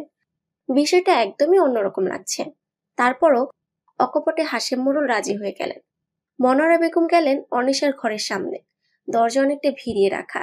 তিনি দরজার কাছে এসে পরপর 2 বার টোকা দিলেন। ঘরের ভেতর থাকা অঙ্গনা এক পলক নিজের অনামিকায় তাকালো, এরপর জড়সড় হয়ে বিছানার কাছের দিকটায় গিয়ে দাঁড়ালো। ঘরের ভেতর প্রবেশ করলেন মনোয়ারা বেগম। ওনাকে দেখে অবাক হলো অনিশা, তবে অবাকের লেশমাত্র নেই শ্যাম গৌর মুখপানে। মনোয়ারা বেগমকে সালাম জানালো সে। হাসি মুখে সালামের জবাব নিলেন মনোয়ারা বেগম। এগিয়ে গিয়ে বসলেন বিছানায়। ইশারায় অনিশাকেও বসতে বললেন তিনি। ভদ্রমহিলাকে অবজ্ঞা করতে পারল না অনিশা, কিছুটা দূরত্ব রেখে বসলো। মনোয়ারা বেগম বলতে শুরু করলেন, রঙ্গন তখন মেডিকেলের কলেজের স্টুডেন্ট ছিল। হঠাৎ একদিন অফিস থেকে খবর আসে রঙ্গনের বাবা হার্ট অ্যাটাক করেছে। অফিস থেকে ওনাকে হসপিটালে নিয়ে যাওয়া হয়, কিন্তু শেষ রক্ষা হয়নি। উনি আমাদের দুজনকে একা ফেলে নাফারার দেশে চলে গিয়েছে। রঙ্গনকে নিয়ে ওনার অনেক স্বপ্ন ছিল, কষ্ট করে হলেও ওনার অপূর্ণ স্বপ্ন পূরণ করেছি আমি। রঙ্গনকে মানুষের মতো মানুষ তৈরি করেছি। তার ছেলে আজ মস্ত বড় ডাক্তার। এই রঙ্গনের জন্য আমি অনেক মেয়ে দেখছি, কিন্তু কথা এগোনোর পূর্বেই বাতিল। আমিও হার মেনে নিয়েছি। ছেলে যখন কাউকে পছন্দ হবে তখন নিজে থেকেই বলবে। কাল আমার ছেলেটা বলল ওর কাউকে ভালো লেগেছে, শুধু ভালো লেগেছে তা না, ও ভালোবাসতে শুরু করেছে। আমিও মেনে নিয়েছি। আমার কাছে ছেলের সুখটাই আসল। আজ এখানে এসে আমার ছেলেটাকে অন্যরকম উৎফুল্ল মনে হলো। রাজি হওয়া না হওয়া সবটাই তোমার উপর। তবে একটা কথা, রঙ্গনকে আমার ছেলে হিসাবে পেয়ে আমি গর্বিত। নিঃসন্দেহে আমি একজন রত্নগর্ভা। লম্বা বক্তৃতা দিয়ে থামলেন মনোয়ারা বেগম। অনিশা ড্যাব ড্যাব করে চেয়ে রইল ভদ্রমহিলার মুখ পানে। এতক্ষণে শুধু অপলক দৃষ্টিতে তাকিয়ে কথাগুলো শুনছিল সে। মনোয়ারা বেগম ক্ষীণ হাসলেন আর বললেন, তুমি খুব শান্তশিষ্ট। জানো, তোমার বয়সে আমিও ঠিক এমনই ছিলাম। আজ তোমার মাঝে নিজের ছায়া দেখতে পেলাম। কথা বলে অনিশার মাথায় হাত বুলিয়ে চিবুক ছুঁয়ে হাতে চুমু খেলেন। এরপর কিছু না বলে চলে গেলেন বসার ঘরে। ঘরে বসে থাকা বোকা রমণী এখনো আগের ভঙ্গিতেই বসে আছে। ভদ্রমহিলা এই এলেন আবার এই চলে গেলেন। সবকিছুই যেন ঝড়ের ভেগে ছুটছে। রঙ্গনের পাশে গিয়ে বসলেন মনোয়ারা বেগম। একবার ছেলের মুখ পানে তাকালেন, এরপর হাসি মোড়লের উদ্দেশ্য করে বললেন, ভাই সাহেব, সিদ্ধান্ত সবটা অনিশার উপর থাক। এই নিয়ে জোর করার কোনো দরকার নেই। আমিও তো একজন মা, আমি বুঝি সন্তানের মনের খবর। মনোয়ারা বেগম বেরিয়ে আসার পরপরই অঞ্জু বেগম ঘরের ভিতরে ঢুকেছিলেন। সবকিছু এখন মেয়ের সিদ্ধান্তের উপর। মেয়ের সিদ্ধান্ত নেতিবাচক হলে হাসেম মোড়লকে এতগুলো মানুষের কাছে ছোট হতে হবে। দুশ্চিন্তায় মাথা ছিঁড়ে যাচ্ছে অঞ্জু বেগমের। তিনি দেখলেন অনিশা আয়নার সামনে দাঁড়িয়ে এক দৃষ্টে নিজেকে দেখে যাচ্ছে। পুতুল বউ লাগছে আজ তাকে। এমন সাজে তো কখনো দেখা হয়নি নিজেকে। কি হতে যাচ্ছে ওনার ধারণা নেই। অনিশার কাছে গিয়ে বললেন, মেয়ের মনের কথা বুঝতে এতটা অসুবিধা হবে না বা হতে পারে না। দেখ মা হয়ে জিজ্ঞেস করতে খানিকটা অস্বস্তি হচ্ছে আমার। তারপর জিজ্ঞেস করতে চাই, তুই রঙ্গনকে পছন্দ করিস তাই না? বেশি কথা না বাড়িয়ে অনিশা অকপটের সাদাসিধে জবাব দিল, আমার কোনো আপত্তি নেই আম্মা, তোমরা যা ভালো বুঝো। মেয়ের কথা সন্তুষ্ট হলেন অঞ্জু বেগম। মেয়ের ললাটে মমতাময় অস্ত্র ছোঁয়ালেন। এরপর বড় বড় পা ফেলে চলে গেলেন। আরক্তি ময়ূখের ছটা ছড়াচ্ছে। পুরো ঘরময় মলয় পবন দোদুল্যমান। শরীর শীতল করা হাওয়া। সোয়েটার পরার মতো শীত করছে না যদিও অনিশা তার গায়ে একটা পাতলা শাল জড়িয়ে রেখেছে। সেই যে ঘরে এসে বসেছিল আর বের হয়নি। এই একটা সপ্তাহে তার জীবনটা একটু একটু করে বদলেছে। হুট করে একটা মানুষের প্রতি আকস্মিকভাবে অনুভূতি তৈরি হলো। লোকটা হুট করে নিজের অনুভূতির বহিঃপ্রকাশ করলো। একাকী বলল ব্যাপারটা এত তাড়াতাড়ি বিয়ে অবধি গড়াতো না। কিন্তু লোকটা তো লোক সমাগমে কথাটা বলেছিল। গ্রামেও কথাটা অল্প সময় ছড়িয়ে পড়েছিল। রঙ্গনকে যে তার অপছন্দ এমনটাও না। নিজের মনের কথা শুনেই এত বড় সিদ্ধান্তটা নিয়েছে অনিশা। এতে খুব একটা আফসোস হচ্ছে না তার।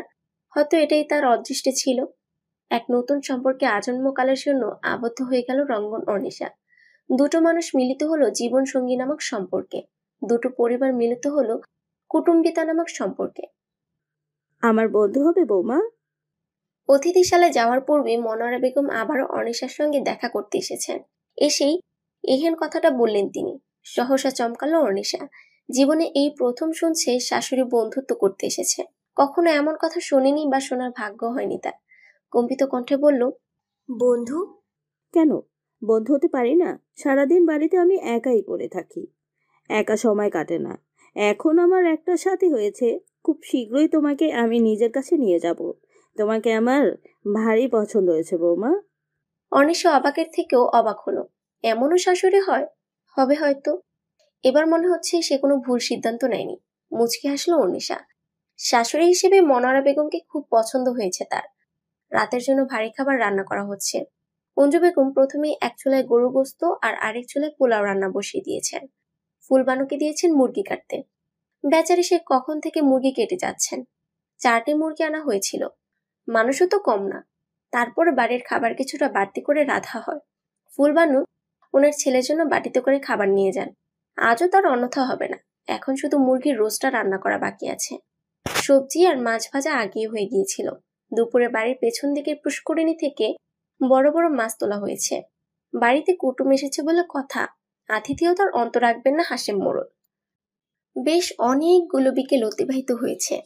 কাবিন হবার পরের দিনই মনোয়ারা বেগম ঢাকা ফিরে গিয়েছেন। রঙ্গন সহ বাকিরাও ফিরে গিয়েছে। সামনের মাসের শেষের দিকে অনিশার উচ্চ মাধ্যমিক পরীক্ষা। এরপর দুজনের রিসেপশনের আয়োজন করা হবে। সেদিনই রেজিস্ট্রি ম্যারেজ হবে। মেয়ের বিয়ের অনুষ্ঠান নিয়ে অনেক স্বপ্ন হাসেম মোড়লের। পুরো গ্রাম দাওয়াত করে খাওয়াবেন তিনি। ওনার সিদ্ধান্তে কেউ দ্বিমত করেনি। বাড়িতে ওনার কথাই শেষ কথা। কাবিনের পর থেকে একদিনও রঙ্গনের সঙ্গে অনিশার যোগাযোগ হয়নি। তার তো ফোন নেই, যোগাযোগ করবে কি করে? আর রঙ্গন তো নিজ থেকেও তার সঙ্গে কথা বলতে চায়নি। আগ বাড়িয়ে কেন কথা বলবে সে? পরক্ষণে মনে হলো, অনির বাচ্চা বেশি ভাব দেখাস না। নিজেকে শাসাতে লাগলো অনিশা। নিজেকে শাসাতে লাগলো অনিশা। আবার নিজেই আওড়ালো, অবশ্যই ভাব দেখাবো। আমি অভিমান করেছি, তার উচিত আমার মান ভাঙানো। আরো কত শত ভাবনা উকিতে অনিশার হৃদয় ও মস্তিষ্কে একটু একটু করে সম্পর্কটাকে মেনে নিতে শুরু করেছে সে। পুরো কল্পনা জুড়ে এখন শুধুই রঙ্গন। লোকটা কি মায়া বাঁধলো তাকে? মানবিমানের মধ্যে দিন কেটে যাচ্ছে অনিশার। অন্যদিকে হসপিটালের ব্যস্ততায় অনিশার সঙ্গে কথা বলার সময় হয়ে উঠছে না রঙ্গনের। সময় তো অজুহাত। রঙ্গন তো অনিশাকে সময় দিচ্ছে সবকিছু মানিয়ে নেওয়ার। বিয়েটা যেভাবে হুট করে হয়ে গেল, এখন অনিশার উচিত নিজেকে সময় দেওয়া। রঙ্গন পরক্ষণেই ভাবলো, একটা ছোটখাটো সারপ্রাইজ দিলে কেমন হয়? যেই ভাবা সেই কাজ। ভাবনাটা পছন্দ হলো তার। হসপিটাল থেকে 2 দিনের জন্য ছুটি নিতে হবে। ছুটি দিবে কি না শিওর ভাবে জানে না রঙ্গন। এই তো ঘন্টাখানেক সময় হলো সে হসপিটালে এসেছে। রঙ্গন একবার ফোনটা বের করে সময় দেখলো, 9:30 বাজছে। তাকে তো ইদানিং 9টা বেজে যাওয়ার আগেই হসপিটালে আসতে হয়। সেই কখন থেকে অনিশাকে ডেকে যাচ্ছেন অঞ্জু বেগম। মেয়েটা এত ঘুমকাতুরে, ছেলেটাও হয়েছে তেমন। পুরো গোষ্ঠীটাই তো এমন। এরা ঘুমোতে পারলে বাঁচে। বাপের মতোই হয়েছে দুটোতে। মায়ের বাজখাই কণ্ঠস্বর শুনতে শুনতে ঘুম অনেকটাই হালকা হয়েছে অনিশার। আর অলসতা নয়। ভেবেই চট করে উঠে বসলো সে। ঘুমের রেশ এখনো কাটেনি। বিছানায় বসে বসে ঝিমোচ্ছে অনিশা। শেষ রাতের দিকে শুয়েছিল সে। আজ থেকে তার পরীক্ষা আরম্ভ। রাত জেগে পড়তে হচ্ছে। ইদানিং পড়ায় মনোনিবেশ করা কষ্টকর হয়ে উঠেছে তার। যেহেতু উচ্চ মাধ্যমিক পরীক্ষা, তাই জোর করে হলেও পড়তে তো হবেই। অত শত ভাবনার মাঝে অঞ্জু বেগমের সেই বাজখাই কণ্ঠস্বর আবারও কর্ণগোচর হলো। তুই নিজেকে ছাত্রী হিসেবে পরিচয় দিস। অনিশা আধবোজা চোখ পিটপিট করে বলল, কেন আম্মা? 10টা বাজতে চললো আর তুই কুম্ভকর্ণের মতো পড়ে পড়ে ঘুমোচ্ছিস? ভারী কণ্ঠে অনিশা বলল। তুমি আমাকে আগে ডাকতে পারলে না? বেজায় বিরক্ত হলেন অঞ্জু বেগম। অনিশার গায়ের উপর থেকে লেপটা সরিয়ে দিয়ে বললেন, বেশি কথা নয়, উঠে তাড়াতাড়ি তৈরি হ, আমি নাস্তা বেড়ে রাখছি। অনিশার প্রত্যুত্তরে আশা করলেন না অঞ্জু বেগম। দ্রুত পায়ে ঘর ত্যাগ করলেন। অনিশা সময় নষ্ট করলো না। তাড়াতাড়ি উঠে ফ্রেশ হয়ে এলো। সাদা কলেজ ড্রেস গায়ে জড়িয়ে নিল। লম্বা চুলে আলতো হাতে 2টো বেনুনি গেঁথে নিল। চোখের পলকে 10 মিনিটের মধ্যে তৈরি হয়ে নিয়েছে অনিশা। অনেক খাবার খেয়ে যা, না খেয়ে এক পা বের হতে পারবে না, আমি বলে দিলাম। মায়ের গলার আওয়াজ পেয়ে অনিশা ঘর থেকে বেরিয়ে ডাইনিং টেবিলের কাছে গেল। অঞ্জু বেগম তার জন্য প্লেটে রুটি আর সবজি বেড়ে রেখেছেন। তাড়াতাড়ি এদিকে আয়, আমি খাইয়ে দিচ্ছি। কথা অনুযায়ী অঞ্জু বেগম নিজের হাতে করে মেয়েকে খাইয়ে দিলেন। খাওয়া শেষ হতেই অনিশা তার ঘরে গেল প্রয়োজনীয় কাগজপত্র নিতে। এরই মাঝে হঠাৎ করে অঞ্জু বেগম কানে ফোন নিয়ে এলেন। অনিশা তা খেয়াল করলো না। সে তো কলম খোঁজে ব্যস্ত। এই তো কালও সব গুছিয়ে রেখেছিল। নিজের উপরই বিরক্ত প্রকাশ করলো অনিশা। বের হতে এখনো কিছুটা সময় বাকি আছে। আজ প্রথম দিন, তাই হাসেম মোড়ল তাকে কলেজে দিয়ে আসবেন। সিট পড়েছে সদরের দিকে। মেয়ের কোনো হেলদোল নেই দেখে অঞ্জু বেগম বললেন, তোর নতুন বন্ধু কল দিয়েছে। আমার কোন নতুন বন্ধু আবার কল করলো? বোকা মেয়ে, তোর শাশুড়ি। হকচকিয়ে গেল অনিশা। চোখ ছোট ছোট করে মায়ের দিকে তাকিয়ে বলল, আগে বলবে তো? এখন বললাম তো, নিয়ে কথা বল। ফোনটা অনিশার হাতে দিয়ে অঞ্জু বেগম চললেন বাকি কাজগুলো করতে। মেয়ে কিছুক্ষণ পরেই পরীক্ষা দিতে বের হবে। অনিশা ফোনটা কানে নিয়ে সালাম জানালো। কেমন আছো মা? তোকে ছাড়া খুব বেশি ভালো নাই রে, কবে যে তোকে আমার কাছে নিয়ে আসবো। আড়ালে হাসলো অনিশা। মনোরা বেগম আবারও বললেন, শান্ত মস্তিষ্কে ভালো করে পরীক্ষা দিস। পরীক্ষা শেষ হলেই আমার ঘরের বউকে আমি আর ধরে রাখবো না। খানিকটা লজ্জা পেল অনিশা। কথা কাটানোর জন্য বলল, আচ্ছা, খেয়েছো তুমি? হ্যাঁ, আর শোন, আজ তোর জন্য একটা সারপ্রাইজ আছে। কি সারপ্রাইজ মা? সেটা বললে কি আর সারপ্রাইজ থাকে? তোর দেরি করিয়ে দিচ্ছি। প্রথম দিন একটু তাড়াতাড়ি যেতে হয়, সিটও তো খুঁজতে হবে। আল্লাহর নাম নিয়ে বেরিয়ে পড়। আচ্ছা। ফি আমানিল্লাহ বাচ্চা। কল কাট হয়ে গেল। অনিশা ফোনটা বিছানার উপর রেখে দিল। ঈষৎ লজ্জার আভাস সর্বাঙ্গ জুড়ে বয়ে গেল। তার মানে অপেক্ষার অবসান ঘটবে। আচ্ছা, লোকটার কি তাকে দেখতে ইচ্ছে করে না? সেই যে গেল, আর তো কথা বললো না তার সঙ্গে। আজ 15 দিন পেরিয়ে যাচ্ছে, অথচ লোকটা তার খোঁজ নেওয়ার প্রয়োজন মনে করে না। তবে কি সমস্ত মোহ কেটে যাচ্ছে? একদিন কি হুট করে সমস্ত মোহ মায়া কেটে যাবে? অন্তরাত্মা কেঁপে উঠল অনিশার। এসব কথা ভাবতেও ভেতরটা শুকিয়ে যায়, ভয় লাগে যে ভীষণ। সময় 1 ঘন্টা পেরিয়ে গেছে। অনিশার সিট পড়েছে সবার সামনে। এই নিয়ে রাগ হলো খুব। এখন এতগুলো পরীক্ষা স্যারদের মুখ দেখে দিতে হবে? একটু ঘাড়ও ঘুরানো যাবে না, তাহলেই খাতাটা অক্কা পাবে। অনিশা যতটা পারছে লেখার চেষ্টা করছে, খাতা তো আর খালি দেওয়া যায় না। অনিশার পাশের সিটে অন্য কলেজের একটা মেয়ে বসেছে। মেয়েটার নাম মরিয়ম। ওদের ডান পাশে বসা মেয়েগুলো সব অন্য কলেজের। মাইশা বসেছে অনিশার পেছনের সিটে, আর তার পেছনে রুমি। দুজনে অতি সাবধানে একে অপরের খাতা দেখাদেখি করে লিখছে। পেছনের সিটে বসা আন্নি মেয়েটা বারবার মৃদু স্বরে ডাকছে মাইশাকে। আজ ইংরেজি পরীক্ষা, প্রশ্ন খানিকটা কঠিন এসেছে বই কি। মাইশার হাবভাব দেখে মনে হচ্ছে সে সবই পারে। রুমি আহ্লাদে গদগদ সুরে বলল, ময়না, আমাকে 4 নম্বর প্রশ্নের উত্তরটা দেখা। এবার যেন একটু সাহস পেল আন্নি। সেও তাল মিলিয়ে বলল, আমাকে একটু দেখা না ময়না। এ কথা শুনে অনিশা হালকা ঘাড় ঘুরিয়ে আন্নিকে দেখল। তার পাশ থেকে মরিয়ম খানিকটা ঘুরে পিছন দিকে তাকিয়ে ফিসফিসিয়ে বলল, তোমার নাম কি ময়না? মাইশা সহ বাকি দুজন সশব্দে হেসে উঠল। এদের হাসির চোটে বোকা বনে গেল মরিয়ম। অনিশা বেজায় বিরক্ত হলো। হুট করে এক্সাম হলে গার্ডে থাকা শিক্ষক রেগে গেলেন, চেঁচিয়ে বললেন, সাইলেন্স। কেঁপে উঠল সকলে। এরপর আর কেউ টুটা শব্দ পর্যন্ত করেনি। আরো 2 ঘন্টা খুব তাড়াতাড়ি যেন পেরিয়ে গেল।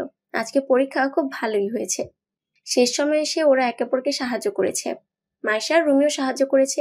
এদের দুটোর সাথে খুব ভালো সখ্য কখনোই ছিল না, আর না ওদের তরফ থেকে ছিল। তবে আজ অনিশা এক অন্যরূপ দেখলো ওদের। নতুন বন্ধুত্বের মানে খুঁজে পেল। অপর সারি থেকে অন্য কলেজের একটা মেয়ে টুকলি করছিল। ধরা পড়ে যাওয়ার ভয়ে সে মেয়েটা অনিশার পায়ের কাছে কাগজটা ছুঁড়ে মারে। গার্ডে থাকা 2 জন শিক্ষকের কাছে ব্যাপারটা দৃষ্টিগোচর হলো। দুজনেই এগিয়ে এলেন অনিশার কাছে। একজন অনিশা থেকে খাতাটা নিয়ে নিলেন, আরেকজন কাগজটা অন্য পরীক্ষার্থীকে দিয়ে তুলিয়ে নিলেন। অনিশা কিছুই বুঝতে পারল না। মাইশা পেছন থেকে দাঁড়িয়ে বলল, স্যার, আমাদের বান্ধবী কিছু করেনি, টুকলি করেছে ওই মেয়েটা। ডান হাতে তর্জনী টুকলি করা মেয়েটাকে ইঙ্গিত করলো। সবাই সেই মেয়েটার দিকে তাকালো। রুমিও পেছন থেকে বলল, স্যার, আমরা দেখেছি ওই মেয়েটাকে কাগজটা ছুঁড়ে ফেলে দিতে। আপনি চাইলে ওই মেয়ের খাতা চেক করে দেখুন। সব চুপ করে দেখছিল অনিশা। কিছুটা আবেগপ্রবণ হয়ে গিয়েছিল সে। এই প্রথম মাইশা আর রুমির দ্বিতীয় কোনো রূপ দেখছে সে। ওদের সম্পর্ক তো তেল আর জল ছিল। মাধবীর পর আর কখনো কারোর সাথে বন্ধুত্ব হয়ে ওঠেনি তার। তবুও আজ তার বিপদে ওরাই এগিয়ে এসেছে। হলরুম থেকে বেরিয়ে গেটের কাছে আসতেই অতি কাঙ্ক্ষিত একজনের দেখা পেল অনিশা। ধীরে ধীরে নিজেকে অসাড় লাগতে শুরু করলো তার। কতগুলো দিন পর দুজন দুজনকে দেখছে। পর মুহূর্তে পুরনো অভিমান জেগে বসলো। অভিমানের পাল্লা তরতর করে অনেকটা বেড়েছে। অনিশা দেখাও না দেখার ভান করে চলে যেতে নিল। পেছন থেকে চিরচেনা উচ্ছ্বসিত স্নিগ্ধস্বর ভেসে এলো, চলে যাচ্ছেন যে? পেছন দিকে না তাকিয়েই অনিশা জবাব দিল, রাস্তায় দাঁড়িয়ে কথা বলে লোকে খারাপ বলবে। বক্ষ দেশে 2 হাত গুটিয়ে রঙ্গন বলল, আপনি এখনো সেই 15 দিন আগের অনিশাই রয়ে গেছেন। এবার ঘাড় ঘুরিয়ে তাকালো অনিশা। স্বাভাবিক কণ্ঠে বলল, বাড়িতে চলুন, পরে কথা হবে। আপনি মানুষের কথায় এখনো প্রভাবিত হন অনিশা, অথচ আমাদের সম্পর্কে একটা নাম যুক্ত হয়েছে। মোটেও অবাক হলো না অনিশা। তাদের সম্পর্কটা যে জীবনসঙ্গী নাম পেয়েছে, একটা সুন্দর পবিত্র নাম। বেশি কথা না বাড়িয়ে রঙ্গন শুধু বলল, চলুন রিক্সা করে যাওয়া যাক। মাথা উপর নিয়ে ঝাঁকিয়ে বলল, রঙ্গন একটা রিক্সা ডেকে দাঁড় করালো। এখন সময়টা দুপুর আর বিকেলের মাঝামাঝি। 10:30টার দিকে ট্রেনে চড়েছিল। এরপর হাসেম মোড়লের কাছ থেকে ঠিকানা নিয়ে এখানে এসে অপেক্ষা করছে মিনিট 10 ধরে। অনিশার জন্য খুব বেশি সময় অপেক্ষা করতে হয়নি তাকে, বরঞ্চ দেরি করে এলে অনিশার দেখা পেত না। পিচঢালা রাস্তার দুপাশে বিস্তীর্ণ ফসলের ক্ষেত পেরিয়ে হুড়তোলা রিক্সা ছুটে যাচ্ছে। দৈবাত শীতল হাওয়া আরো বেপরোয়া হচ্ছে। সাই সাই বেগে ছুটে যাচ্ছে যেন। শীত অনুভূত হচ্ছে অনিশার। গায়ের অ্যাপ্রনটা আরো শক্ত করে জড়িয়ে নিল। ভেতরটা কম্পন দিয়ে উঠছে। রঙ্গন খেয়াল করলো ব্যাপারটা। বাম হাতটা অনিশার কাঁধে রাখলো। কেঁপে উঠল অনিশা। এই প্রথম দুজনের কাছাকাছি আসা, শীতল করা প্রথম স্পর্শ। অনিশা চকিত নেত্রে তাকালো রঙ্গনের দিকে। লোকটা তার দিকে তাকাচ্ছে না পর্যন্ত, অথচ কে অবলীলায় অথরষ্টের কোণে হাসি রেখা প্রসারিত করে রেখেছে। বেশ অনেকটা সময় পর রিক্সা এসে থামলো একটা রেস্টুরেন্টের কাছে। অনিশা অবাক হলো। সে তো বাড়িতে যাবে, তাহলে এখানে কেন থেমেছে? এখানে কেন? খুব খিদে পেয়েছে আমার। আপনারও নিশ্চয়ই খিদে পেয়েছে। আর কিছু বলল না অনিশা। রঙ্গন ভাড়া মিটিয়ে অনিশার কোমল হাতটাকে নিজের পুরুষালী হাতের মাঝে আটকে নিল আর কানের কাছে ফিসফিসিয়ে বলল, এখন এই হাত ধরার পূর্ণ অধিকার রয়েছে। লোকটার চোখের দিকে তাকানো যায় না, এক অদ্ভুত মাদকাসক্তি কাজ করে। সম্মোহিত অঙ্গনা পুতুলের ন্যায় হেঁটে গেল রঙ্গনের পেছন পেছন। দুজন দুপুরের খাবার সেখানেই খেলো। এরপর সদর থেকে অনেক ধরনের বাজার ফলমূল কিনলো। এই প্রথম শ্বশুর বাড়িতে যাচ্ছে, খালি হাতে তো আর যাওয়া যায় না। রঙ্গনের এহেন কাজে অনিশা অবাক হলো। কিনলো তো কিনলই, তাই বলে এত কিছু?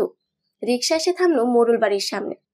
অনল খেলতে বের হচ্ছিল, তখনই রঙ্গন আর অনিশার সঙ্গে দেখা হয়ে গেল। রঙ্গন দুটো ফলের প্যাকেট অনিশার হাতে তুলে দিল। অনলের হাতে দুটো প্যাকেট দিয়ে বাকি সবগুলো নিজের হাতে তুলে নিল। রঙ্গনকে দেখে অবাক হয়ে গেলেন অঞ্জু বেগম। সকালেও তো মনোয়ারা বেগমের সঙ্গে কথা হলো ওনার, কই উনি তো কিছুই জানালেন না। জামাতা আসছে জানলে আগে থেকে রান্নার বন্দোবস্ত শুরু করে দিতেন। এত সব আনার কি প্রয়োজন ছিল বাবা? কেন আম্মা, আমি কি এগুলো আনতে পারি না? সেই কথা না বাবা, হাত মুখ ধুয়ে এসো, আমি রান্নার বন্দোবস্ত করছি। অনিজা। আম্মা এত ব্যস্ত হবেন না, আমরা বাহির থেকে খেয়ে এসেছি। তবুও কোনো কথা শুনলেন না অঞ্জু বেগম। বিয়ের পরেই প্রথম জামাতে এসেছে, ভাবতে খুশি খুশি লাগছে না। রিয়ানকে তো সঙ্গে করে নিয়ে আসতে পারতে বাবা। আসলে আব্বা, রঙ্গন বলতে পারছে না যে সে তার বউকে দেখতে এসেছে, যদিও সে তার মাকে জানিয়েছিল, সঙ্গে করে নিয়েও আসতে চেয়েছিল, কিন্তু মনোয়ারা বেগম রাজি হলেন না। তবে তিনি কড়া নির্দেশ দিয়েছেন, বিয়ের পর এই প্রথম শ্বশুর বাড়ি যাচ্ছে, সঙ্গে করে যেন বাজার ফলমূল কিনে নিয়ে যায়। রঙ্গন তার মায়ের কথা অক্ষরে অক্ষরে পালন করেছে। এমনিতেও সে নিতই। হাসিম মোড়লের পাতে আরেকটু গোস্তের তরকারি দিয়ে অঞ্জু বেগম বললেন, আহা, তুমি এই খাওয়ার সময় কথা বলবে? ছেলেটাকে খেতে দাও। জামাইকে আরও তরকারি দাও অঞ্জু। অঞ্জু বেগম আরো তরকারি তুলে দিলেন রঙ্গনের পাতে। রাতে ভরপেট খাওয়া হয়ে গিয়েছে। অল্প খেয়ে অনিশা অন্যমনস্কা হয়ে সবার কাণ্ড কারখানা দেখে যাচ্ছে। রঙ্গনকে খাইয়েই যাচ্ছে। বেচারা ভদ্রতার খাতিরে কিছু বলতেও পারছে না। অনিশা তার মাকে দেখছে, জামাইকে পেয়ে মেয়েকেই ভুলে গেলেন, তাকাচ্ছেন না পর্যন্ত। অনল আর অনিশা একবার চাওয়াচাই করলো, ইশারায় দুজন দুজনকে কিছু ইঙ্গিত দিল। খাওয়ার পর্ব শেষ হলেই হাসিম মোড়ল হাঁটতে বের হলেন, সঙ্গে করে রঙ্গনকেও নিয়ে গিয়েছেন তিনি। এদিকে অনিশা হাতে হাতে সাহায্য করে দিচ্ছে তার আম্মাকে। অনেকগুলো এঁটে প্লেট জমেছে। অনিশা ধুয়ে দিতে চাইলে অঞ্জু বেগম বারণ করে দিলেন। এই ঠান্ডার মাঝে পানি ধরতে হবে না বলে দিলেন। মায়ের কথা শুনতে ইচ্ছে হলো না তার, জোর করে কয়েকটা বাসন ধুয়ে দিল। অঞ্জু বেগম টেবিলের উপরটা পরিষ্কার করে এসে দেখলেন ওনার নাছোড়বান্দা মেয়ে অর্ধেক বাসন ধুয়ে ফেলেছে। সর্দি লাগলে কি করবি? ঔষধ খেয়ে নেওয়া যাবে আম্মা, তুমি গিয়ে বিশ্রাম করো। মেয়েকে কাজ করতে দিয়ে আমি বিশ্রাম করব? বিয়ে দিয়েছি বলে বড় হয়ে গিয়েছিস না? মায়ের এহেন কথা শুনে খানিকটা লজ্জা অনুভূত হলো অনিশার। ধ্যাৎ আম্মা, কি যে বলো না। কাজ শেষ করে ঘরে এসেছে অনিশা। এখন ঘড়িতে 9টা বাজছে। একটু পড়ে নেওয়া যাক। রঙ্গন এখনো আসেনি। হাসিম মোড়লের সঙ্গে বের হয়েছে 8 ঘন্টা পেরিয়েছে। অনিশা বাংলা বই নিয়ে বসলো। পরশু বাংলা প্রথম পরীক্ষা। এখন শুধু রিভাইজ দেবার পালা। বইয়ের পাতায় বেশ কয়েকবার চোখ ভুলালো। সময় অনেকটা হয়েছে। রঙ্গন উঠোনে দাঁড়িয়ে মনোয়ারা বেগমের সঙ্গে কথা বলছে। মাকে একা রেখে এসে তার এভাবে ভালো লাগছে না। এই তো কাল বিকেলের দিকে রওনা দিবে। আজ রঙ্গন আর অনিশা একই ঘরে শোবে। হঠাৎ করে একজন পুরুষের সঙ্গে রুম শেয়ার করতে কিছুটা অস্বস্তি হচ্ছে তার। মায়ের কাছে কথাটা বলতেও লজ্জা করছে তার, তাই তো মুখ বুঝে সহ্য করে নিচ্ছে। অনিশা কিছু কি ভাবছেন? তবুও ভাবনার ঘুর কাটলো না। অনিশা অনিমেষ চেয়ে রইল জানালার বাহিরে। রাত অনেক হয়েছে, কিন্তু তার চোখে ঘুম নেই। ও দূরে শিয়ালের হাঁক ভেসে আসছে। ওদেরও বুঝি শীত করছে। শীতকালে এদের হাঁক ডাকের উৎপত্তি হয় কই? গরমকালে তো এদের অস্তিত্বই টের পাওয়া যায় না। রঙ্গন গিয়ে দাঁড়ালো অনিশার পাশে, কাঁধে হাত রেখে বলল, ঘুমোবেন না? কেঁপে উঠলো অনিশা। ভাবনার ঘোর কাটতে আমতামতা করে বলল, আমি ঘরে আছি বলে কি আপনার অসুবিধা হচ্ছে? একটু থেমে রঙ্গন আবারও বলল, তাহলে আমি অতিথিশালায় চলে যাই। অকপটে শান্ত মোলায়েম স্বরে জবাব এলো, প্লিজ যাবেন না। রঙ্গন প্রত্যুত্তর করলো না। চুপটি করে চেয়ে রইল রমণীর সুশ্রী পানে। জ্যোৎস্নাময় নীলসা আধারিয়ার কাঙ্ক্ষিত রমণীকে অভিলাষিনী ঠেকছে। অনিশা তার গায়ে জড়িয়ে রাখা শালটাকে আরো সন্তর্পণে আগলে নিল। দুজনে সেই একই ভঙ্গিতে দাঁড়িয়ে আছে। জানালার দুয়ার অতিক্রম করে হিমশীতল হাওয়া অতিবাহিত হচ্ছে। শীত যেন আরো তরতর করে বাড়ছে। অনিশা এবার পূর্ণ দৃষ্টিতে রঙ্গনকে দেখলো। লোকটা কি শীত অনুভূত হচ্ছে না? ধূসররঙা পাতলা একটা গেঞ্জি পরে রয়েছে। অনিশা শশব্যস্ত কণ্ঠস্বরে বলল, আপনার কি শীত করে না? না, আপনার করছে বুঝি? আর একটা শাল এনে দেব? অনিশা বুঝলো লোকটা তার সঙ্গে মশকরা করার চেষ্টা করছে। তবু কোনো ভাবাবেগ নেই তার মাঝে। সে এগিয়ে জানালা আটকে দিল। এরপর অপর পাশে ফিরতে কোমল হাত জোড়া নিজের পুরুষালী রুক্ষ শীতল হাতের মাঝে আগলে নিল। অনিশা অবাক হলো না, তবে সর্বাঙ্গ কম্পিত হলো। মেরুদণ্ডে হিমপ্রবাহ বয়ে গেল। হুটহাটে কম্পনে খুব বিরক্ত সে। তার নিজে ব্যবহারই নিজের কাছে কেমন অসহ্য হয়ে উঠেছে। একটা স্বাভাবিক সম্পর্কে কেন সে সহজ হতে পারছে না, খুব ভাবাচ্ছে তাকে। 15 দিন কি যথেষ্ট ছিল না অর্নিশা? আবারও দুজনের দৃষ্টি বিনিময় হলো। রঙ্গন আবারও বলল, এই 15টা দিন আমার জন্য কষ্টকর ছিল। প্রতিটা মুহূর্ত আপনাকে মনে পড়েছে। আচ্ছা, আপনার কি আমাকে একটুও মনে পড়েনি? অনিশা জবাব দিতে পারল না। তারও তো মনে পড়েছিল, খুব করে মনে পড়েছিল। আচ্ছা, হুট করে জুড়ে যাওয়া সম্পর্কে এত জোর, এত অনুভূতি? কই, লোকটা তো তার সাথে কোনো যোগাযোগ করেনি। কেন করেনি? যোগাযোগ করার চেষ্টা করলে কি কথা না বলে থাকা যেত? লোকটা কি বোঝে না? দেখেছেন, আমি একাই বকবক করে যাচ্ছি। একটু কিছু তো আপনিও বলুন। আমার ঘুম পাচ্ছে। আপনার মোটেও ঘুম পাচ্ছে না। এই লোকের দিকে আর বেশিক্ষণ চোখে চোখ রেখে তাকিয়ে থাকলে নির্ঘাত জ্ঞান হারাবে অনিশা। খানিকটা অসহায় স্বরে বলল, সত্যি আমার ঘুম পাচ্ছে। অনিশা চলে গেল বিছানার কাছে। রঙ্গনের জন্য ডান পাশে জায়গা রেখে সে শুয়ে পড়ল। ল্যাপটাকে পুরো বিছানা জুড়ে এলিয়ে দিলে। নরম তুলতুলে ল্যাপটা প্রচন্ড ওম। খুব আরাম লাগছে। এখন ঘুম না পেলেও সে ঘুমোবে। আখি থেকে ঘুম এসে ধরা দিতেই হবে। জোর করে চোখ বুঝলো সে। কই, ঘুম তো আসছে না। চোখ কেমন পিটপিট করছে। এই উষ্ণতার মাঝেও তার ঘুম আসছে না। রঙ্গন তার ফোনের ফ্ল্যাশলাইট চালু করলো। এখন কারেন্ট নেই। রঙ্গন খেয়াল করলো অনিশা এখনো ঘুমায়নি। সমানে চোখ পিটপিট করছে। হাসি পেল তার। তবুও হাসি আটকে অনিশার ডান পাশের জায়গায় শুয়ে পড়লো। ফোনের ফ্ল্যাশলাইট বন্ধ করলো না। ফোনটা রেখে দিল বিছানার পাশে থাকা স্টাডি টেবিলের উপর। খুব ভোরে ঘুম ভাঙলো অনিশার। সজাগতি নিজেকে রঙ্গনের বাহুডোরে আবদ্ধ পেল। ঘুমলে তার কিছুই মনে থাকে না। কোলবালে জড়িয়ে ধরে ঘুমানোর বদ অভ্যাস আছে তার। তাই তো কি অবলীলায় লোকটা শরীরের সঙ্গে আষ্টে পিষ্টে রয়েছে। ওয়েট এ মিনিট, অনিশা কোথায় জড়িয়ে ধরলো? জড়িয়ে রেখেছে তো রঙ্গন। লোকটারও কি তার মতো এমন বদ অভ্যাস আছে নাকি? হবে হয়তো।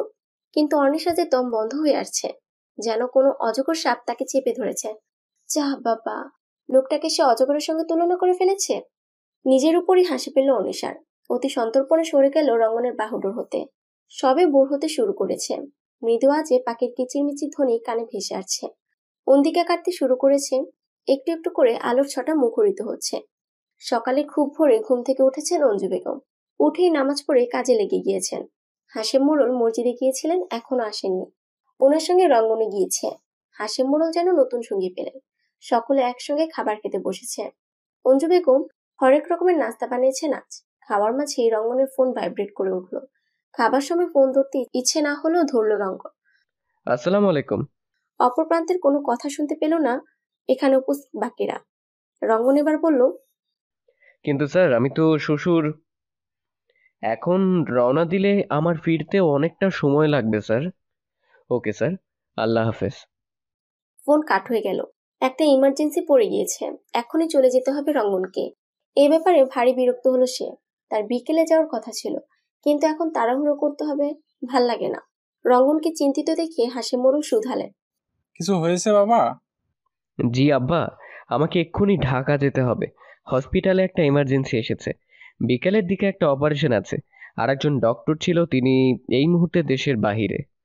অঞ্জু বেগম বললেন, আচ্ছা, তুমি আগে শান্তিতে খাবারটা খেয়ে নাও। অনিশা শুধু দেখেই যাচ্ছে।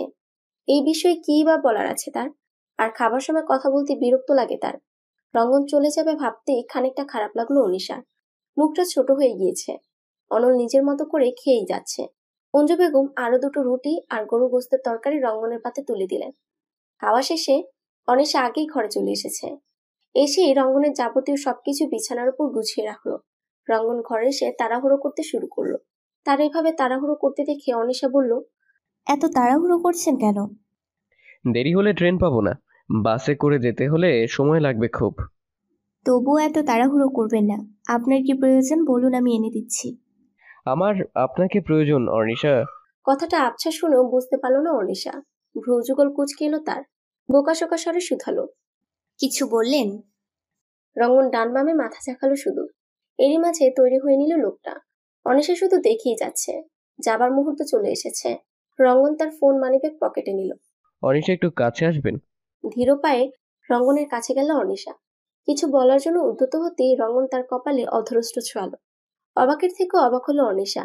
এই প্রথম স্বামীর থেকে সিক্ত ছোঁয়া পেয়েছে। আবেশে চোখ বন্ধ করলো। অধর কোণে প্রসারিত হলো হাসির রেখা। অনিশাকে লজ্জায় ফেলার আগেই রঙন ঘর থেকে বেরিয়ে গেল। আসি আব্বা, আম্মা, এই যে শালাবাবু। ভাইয়া আপনি আবার কবে আসবেন? আরেকবার এলে আমরা আবারও গোল্লা শুট খেলবো, কেমন? ইনশাল্লাহ। এবার রঙন অনিশার দিকে তাকিয়ে বলল, আসছি। মৃদু স্বরে অনিশা বলল, ফিয়ামানিল্লাহ। সবার থেকে বিদায় নিয়ে রঙন চলে গেল। অনিশার মনটা হুট করেই খারাপ হয়ে গেল। কিছুই ভালো লাগছে না তার। গেটের দিকে একবার তাকালো। রঙন তারই দিকে তাকিয়ে আছে। লোকটা হাত উঁচু করে টাটা দিচ্ছে। সকলের দৃষ্টির অগোচরে ফ্লাইং কিছু ছুড়ে দিয়েছে রঙন। অনিশা অবাক হলো, যাকে বলে প্রচন্ড অবাক। নির্বাক, নিস্তব্ধ, নিঃসার, হতভম্ব এক রমণীর দেখা পেল রঙন। দেখতে দেখতে সবগুলো পরীক্ষা খুব ভালোভাবেই কেটেছে। পরবর্তী পরীক্ষাগুলো দেওয়ার সময় খুব এনজয় করেছে অনিশা। মাইশা, রুমি, আন্নি, মরিয়ম এদের সঙ্গে বেশ ভালো বন্ধুত্ব হয়েছে তার। মাঝে মাঝে আফসোস হয় এই বন্ধুত্ব কেন আগে হয়নি। আর তো কয়েকটা দিন, তারপর তো শহরে চলে যেতে হবে তাকে।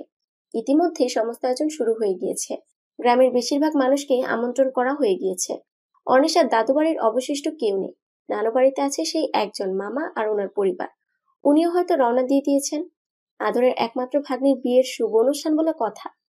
ডেকোরেশনের লোকদেরও বলা হয়ে গিয়েছে। একটা বড় গরু কেনা হয়েছে। এই তো সেদিন মনোয়ারা বেগম এসেছিলেন রিসেপশন নিয়ে কথা বলার জন্য।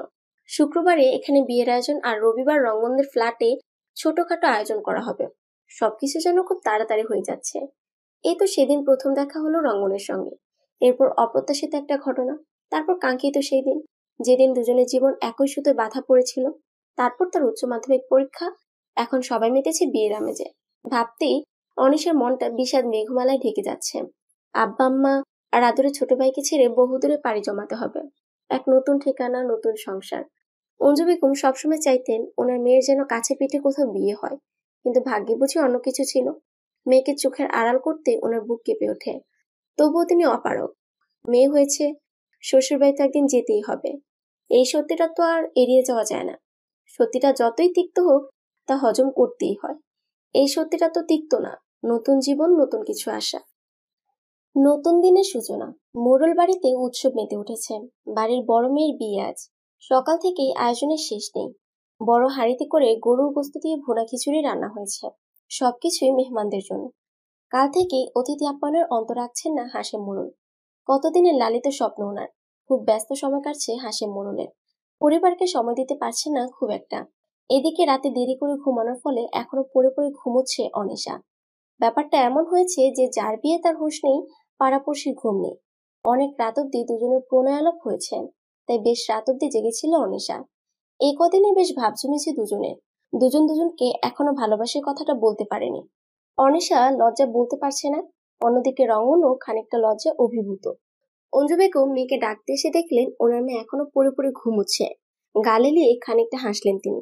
সন্তর্পণে মেয়ের সমীপে গিয়ে বসলেন। আলতোভাবে মেয়ের মাথায় হাত বুলিয়ে দিলেন। কোন রকম ভাবাবেগ নেই অনিশার মাঝে। সে আরামসে গায়ে লেপ মুড়ি দিয়ে ঘুমোচ্ছে। অঞ্জু বেগম আবছা স্বরে ডাকতে শুরু করলেন। কয়েক পল পরে ঘুম কিছুটা হালকা হলো অনিশার। চোখ পিটপিট করে মায়াময়ী মানবীকে দেখে গালে লিয়ে হেসে দিল। শুয়ে থেকে আড়মোড়া ভাঙলো। হাই তুলতে তুলতে উঠে বসলো। অঞ্জু বেগম বললেন, ঘুম ভাঙলো তাহলে? আরেকবার আড়মোড়া ভেঙে অনিশা বলল, হুম। অঞ্জু বেগম ল্যাব গুছাতে শুরু করলেন। আজ থেকে এই ঘরটা ফাঁকা হয়ে যাবে। মেয়েটা যে নিজের আপন ঠিকানায় চলে যাবে। অনিশা কলঘরে যেতে যেতে বলল, খুব খিদে পেয়েছে আম্মা, নাস্তা কি বানিয়েছো? গরুর গোস্তের খিচুড়ি, তোকে এনে দিই? তোমার হাতে ভর্তা মাখা নিয়ে ভাত খেতে ইচ্ছে করছে। মেয়ের আবদারে চোখ টলমল করে উঠছে। কতদিন পর মেয়েটা আবদার করলো। এই তো সন্ধ্যা হবার আগেই মেয়েটা চলে যাবে। বিদায়ের কথা মনে হতে বুকটা হু হু করে উঠলো। আমি এক্ষুনি করে নিয়ে আসছি, গরম ভাত দিয়ে খাইয়ে দেবো তোকে। অনিশা ঘাড়কাত করে সায় জানালো। অনুষ্ঠানের আমেজে মোড়ল বাড়ি আজ আলোকিত। গ্রামবাসী সাদরে আমন্ত্রিত। সাদা ধবধবে পাঞ্জাবি পরিহিত হাসেম মোড়ল অতিথি আপ্যায়নে ব্যস্ত। লাল রঙের বেনারসিতে নববধূ রূপে অনিশা বিছানার উপর চুপটি করে বসে আছেন। তাকে মাইশা আর রুমি এসে সাজিয়ে দিয়েছে। উঠোনে রঙিন প্যান্ডেল টানানো হয়েছে। সবটাই করছে ডেকোরেশনের লোকেরা। আমন্ত্রিত সকলকে খেতে দেওয়া হয়েছে। খাওয়ার পর্ব সবই শুরু হয়েছে। অনিশার বান্ধবীরা খুব সেজে গুজে এসেছে। এসেই ফটাফট নববধূর সঙ্গে সেলফি তুলছে। বরযাত্রী এখন এসে পৌঁছায়নি, রওনা দিয়েছে অনেকটা সময় হয়েছে। হাশেম মোড়ল ফোন করে খবর নিয়েছিলেন। কাজের ফাঁকে অঞ্জু বেগম এসে মেয়ের সঙ্গে খানিকটা সময় কাটিয়ে গিয়েছেন। এরই মাঝে কান্নার এক পর্ব অতিবাহিত হয়েছে। হাশেম মোড়ল মেয়ের চোখে চোখ রাখতে পারছেন না, পাছেই না তিনি কান্না করে দেন, কিন্তু পুরুষ মানুষের যে কান্না করতে নেই, মেয়ের জন্য যে ওনারও বুকটা ফেটে যাচ্ছে। বিদায়ের পালা এই তো শুরু। ইতিমধ্যেই গলা ঝেড়ে কান্না জুড়ে দিয়েছেন অঞ্জু বেগম। মেয়েটা ওনার বড্ড আদরের, খুব শখের। বাপের বাড়ি ছেড়ে বহুদূর চলে যাচ্ছে, ভাবতেই বুকটা ফেটে যাচ্ছে ওনার। ও আপা রে, তুই আমাকে ছেড়ে যাস না রে আপা। অনল গলা ছেড়ে কাঁদছে। ও আবার নিঃশব্দে কাঁদতে পারে না। ছোটবেলায় যখন আম্মা তাকে মারতো, তখনই এভাবেই কান্না জুড়ে দিত। আজও তার অন্যথা হলো না। সমস্ত বাড়ি জুড়ে মানুষ, সবাই অনলের দিকে তাকিয়ে আছেন। অনিশার মামি এসে সামনে নিলেন অনলকে। হাশেম মোড়ল যথাসম্ভব নিজেকে স্বাভাবিক রাখার চেষ্টা করছেন, অথচ তিনি তো বাবা, কি করে সন্তানকে নিজে থেকে আলাদা করবেন? শত কষ্ট হলেও ওনাকে তা পারতেই হবে। হাশেম মোড়ল অনিশার হাতটা রঙ্গনের হাতে তুলে দিয়ে বললেন, যোগ্য একজনের হাতেই আমি আমার মেয়েকে তুলে দিচ্ছি। আমি জানি তুমি আমার থেকেও ভালো খেয়াল রাখবে। হাশেম মোড়লকে আশ্বাস দিয়ে রঙ্গন বলল, আপনি চিন্তা করবেন না আব্বা, আমি কখনো ওনাকে কষ্ট দেব না, নিজের সর্বস্ব দিয়ে ওনার খেয়াল রাখবো। তুমি আমাকে চিন্তা মুক্ত করলে বাবা। অঞ্জু বেগম ক্রন্দন অবস্থায় মনোয়ারা বেগমের কাছে গিয়ে হাত ধরে বললেন, আমার মেয়েটা এখনো ছোট, কোনো ভুল করলে মা হয়ে ক্ষমা করে দিয়ে না আপা। আপনি চিন্তা করবেন না আপা, অনিশা তো আমারও মেয়ে, তার উপর থেকে আমি আমার বন্ধু বানিয়েছি। ওর অযত্ন হবে না কখনো। আপনাদের যখন মন চাইবে মেয়েকে গিয়ে দেখে আসবেন। মাগরিবের নামাজ আদায় করে অনিশাকে নিয়ে সবাই রওনা হলো। মেয়েটা নিঃশব্দে কেঁদে যাচ্ছে। পরিবার পরিজন ছেড়ে এক নতুন পরিবেশে যাচ্ছে অনিশা। হাশেম মোড়ল যোগ্য লোকের কাছে মেয়েকে দিতে পেরে নিশ্চিন্ত। মেয়ে যে সুখে থাকবে তা ওনার অজানা নয়, কিন্তু মেয়েকে পরের ঘরে পাঠাতে গিয়ে বুক কেঁপে ওঠে একজন অসহায় বাবার। কিন্তু এটাই যে সমাজের নির্মম নিয়ম। এরপর ট্রেনের জন্য অপেক্ষা করতে হয়েছে কিছুটা সময়। এখান থেকে বাসে করে গেলে জ্যামে পড়া মাস্ট। ট্রেন ছেড়েছে 7টায়, পৌঁছাতে গিয়ে সময় লেগেছে 3 ঘন্টা। আবির আর মিজানের পরিবার সমেত এসেছে রঙ্গনদের ফ্ল্যাটে। এখনো কিছু রিচুয়ালস বাকি আছে, সবাই মিলে হাতে হাতে করলে খুব তাড়াতাড়ি হয়ে যাবে। মনোয়ারা বেগম উচ্ছ্বসিত হয়ে পুত্রবধূকে ঘরে বরণ করে তুললেন। অনিশাকে ফ্রেশ করিয়ে হালকা কিছু খাবার খেয়ে দেওয়া হলো। অনিশা অবাক চোখে ফ্ল্যাটটা দেখছে। খুব যে বড়সড় এমনটাও না, তবে খুব সাজানো গোছানো। প্রত্যেকটা জিনিস অত্যন্ত যত্ন সহিতে সুনিপুণ ভাবে সাজিয়ে রাখা। রান্নাঘরটা বড্ড পছন্দ হয়েছে অনিশার। 4 রুমের ফ্ল্যাটটা রঙ্গনের বাবা মারা যাওয়ার বছর 2 আগে কেনা হয়েছিল। নিজের হাতে প্রত্যেকটা জিনিস গুছিয়েছিলেন মনোয়ারা বেগম। স্বামীর রোজগারের শেষ সম্বলে বাসস্থান। মনোয়ারা বেগম দুজনের উদ্দেশ্যে বললেন, বৌমারা, তোমরা একটু অপেক্ষা করো, আমার বৌমাকে একটু প্রয়োজন। এই বলে মনোয়ারা বেগম অনিশার হাত ধরে নিজের ঘরে নিয়ে গেলেন। অনিশাকে বিছানার উপর বসিয়ে তিনি আলমারি খুললেন। আকারে ছোট একটা গহনার বাক্স বের করলেন। এগুলো তোমার জন্য। অনিশাকে ওনার কিছু দেওয়ার আছে। একজোড়া কঙ্কন আর চেইন বের করলেন। মনোয়ারা বেগম অনিশার হাতে কঙ্কন আর গলায় লকেট সমেত চেইন পরিয়ে দিলেন। অনিশা খুঁটিয়ে খুঁটিয়ে দেখছে কঙ্কন দুটো। দেখতে বেশ অনন্য, বহু আগের চিত্র কাঠামো হয়তো। এগুলো আমার শাশুড়ি মায়ের, বহু আগের ডিজাইন এগুলো। কিন্তু ভীষণ সুন্দর, এমন ডিজাইন আগে দেখিনি। আচ্ছা, উনি কি খুব শৌখিন ছিলেন? হ্যাঁ, ওনার বাপের বাড়ির সকলেই ছিলেন চ্যাকরা। মায়ের মুখে শুনেছিলাম গ্রামের বাড়িতে ওনাদের খ্যাতি ছিল প্রচুর। বিয়ের পর একবার গিয়েছিলাম। কথাটা বলেই গালিলিয়ে হাসলো মনোয়ারা বেগম। যাক, অনিশার এগুলো পছন্দ হয়েছে। ওনারও ভীষণ পছন্দের এগুলো। বিয়ের পর যখন নতুন বউ ছিলেন, তখন সবসময় এগুলো পরে থাকতেন। কতই না সুন্দর দেখাতো হাত দুটো। অনিশার হাতেও বেশ মানিয়েছে। গোলুমুলু গৌর হাতে জলমল করছে কঙ্কন জোড়া। ঘন্টাখানেক সময় নিয়ে রঙ্গনের ঘরটাকে সাজিয়ে গুছিয়ে দিয়েছে মিজান আর আবির। ফুল আগেই অর্ডার দিয়েছিল, বলা বাহুল্য কিছুক্ষণ আগেই ফুল এসেছে। সময় অনুমান করে অর্ডার করা হয়েছিল, নয়তো ফুলগুলো মূর্ছা যেত। আবিরের স্ত্রী আর মিজানের স্ত্রী মিলে অনিশার সেই লাল বেনারসি পাল্টে লাল পাতলা জর্জের শাড়ি পরিয়ে দিয়েছে।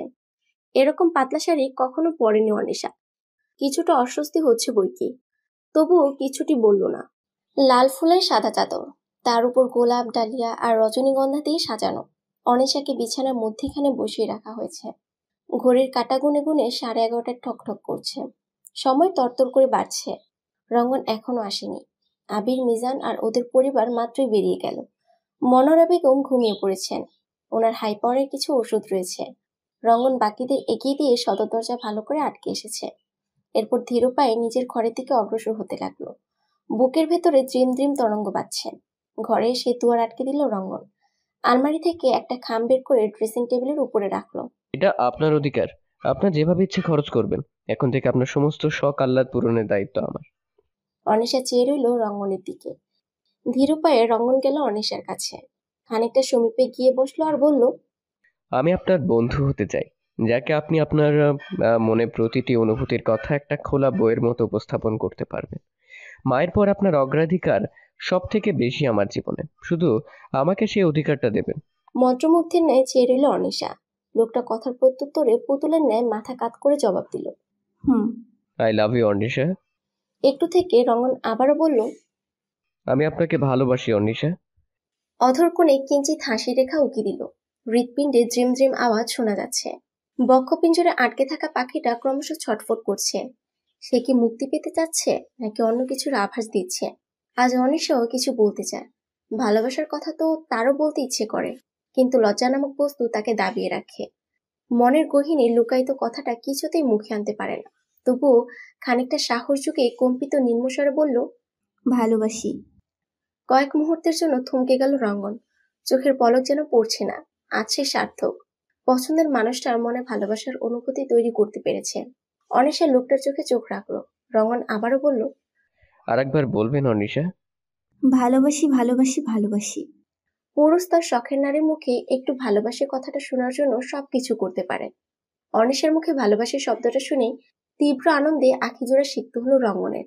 কণ্ঠনালীতে তার হরতাল নেমেছে। শীতল পরিবেশেও তরতর করে ললাট পেয়ে ঘাম ঝরছে। দৈবাত জোড়া অধরষ্টের সন্ধি ঘটল। তীব্র অনুভূতি জোয়ারে ভেসে গেল রঙ্গন অনিশা। দুজন দুজনকে খুব করে অনুভব করতে পারছে। উষ্মা যুগ্ম দেহ মিলেমিশে একাকার হয়ে গেল। ভালোবাসার এক নতুন উপন্যাস। এর ছোট্ট একটা নামকরণ হয়েছে প্রেম উপন্যাস। অনুভূতিগুলো আরো নিখুঁত হচ্ছে। ড্রিমলাইটে আবছা নীলছে আলোয় প্রেমীদের প্রসারিত হাসি রেখা দৃষ্টিগোচর হলো। সমস্ত লাজহায়াকে অতল গহ্বরে তলিয়ে অনিশা জড়িয়ে ধরল রঙ্গনকে। উত্তাল অনুভূতির খেলায় মত্ত দুটি হৃদয় সময়ের সাথে সাথে উন্মাতাল হয়ে পড়েছে। প্রণয়ের অথরষ্ট ললাট কপল গ্রেবা দেশে আদুরে স্পর্শ এঁকে দিল রঙ্গন।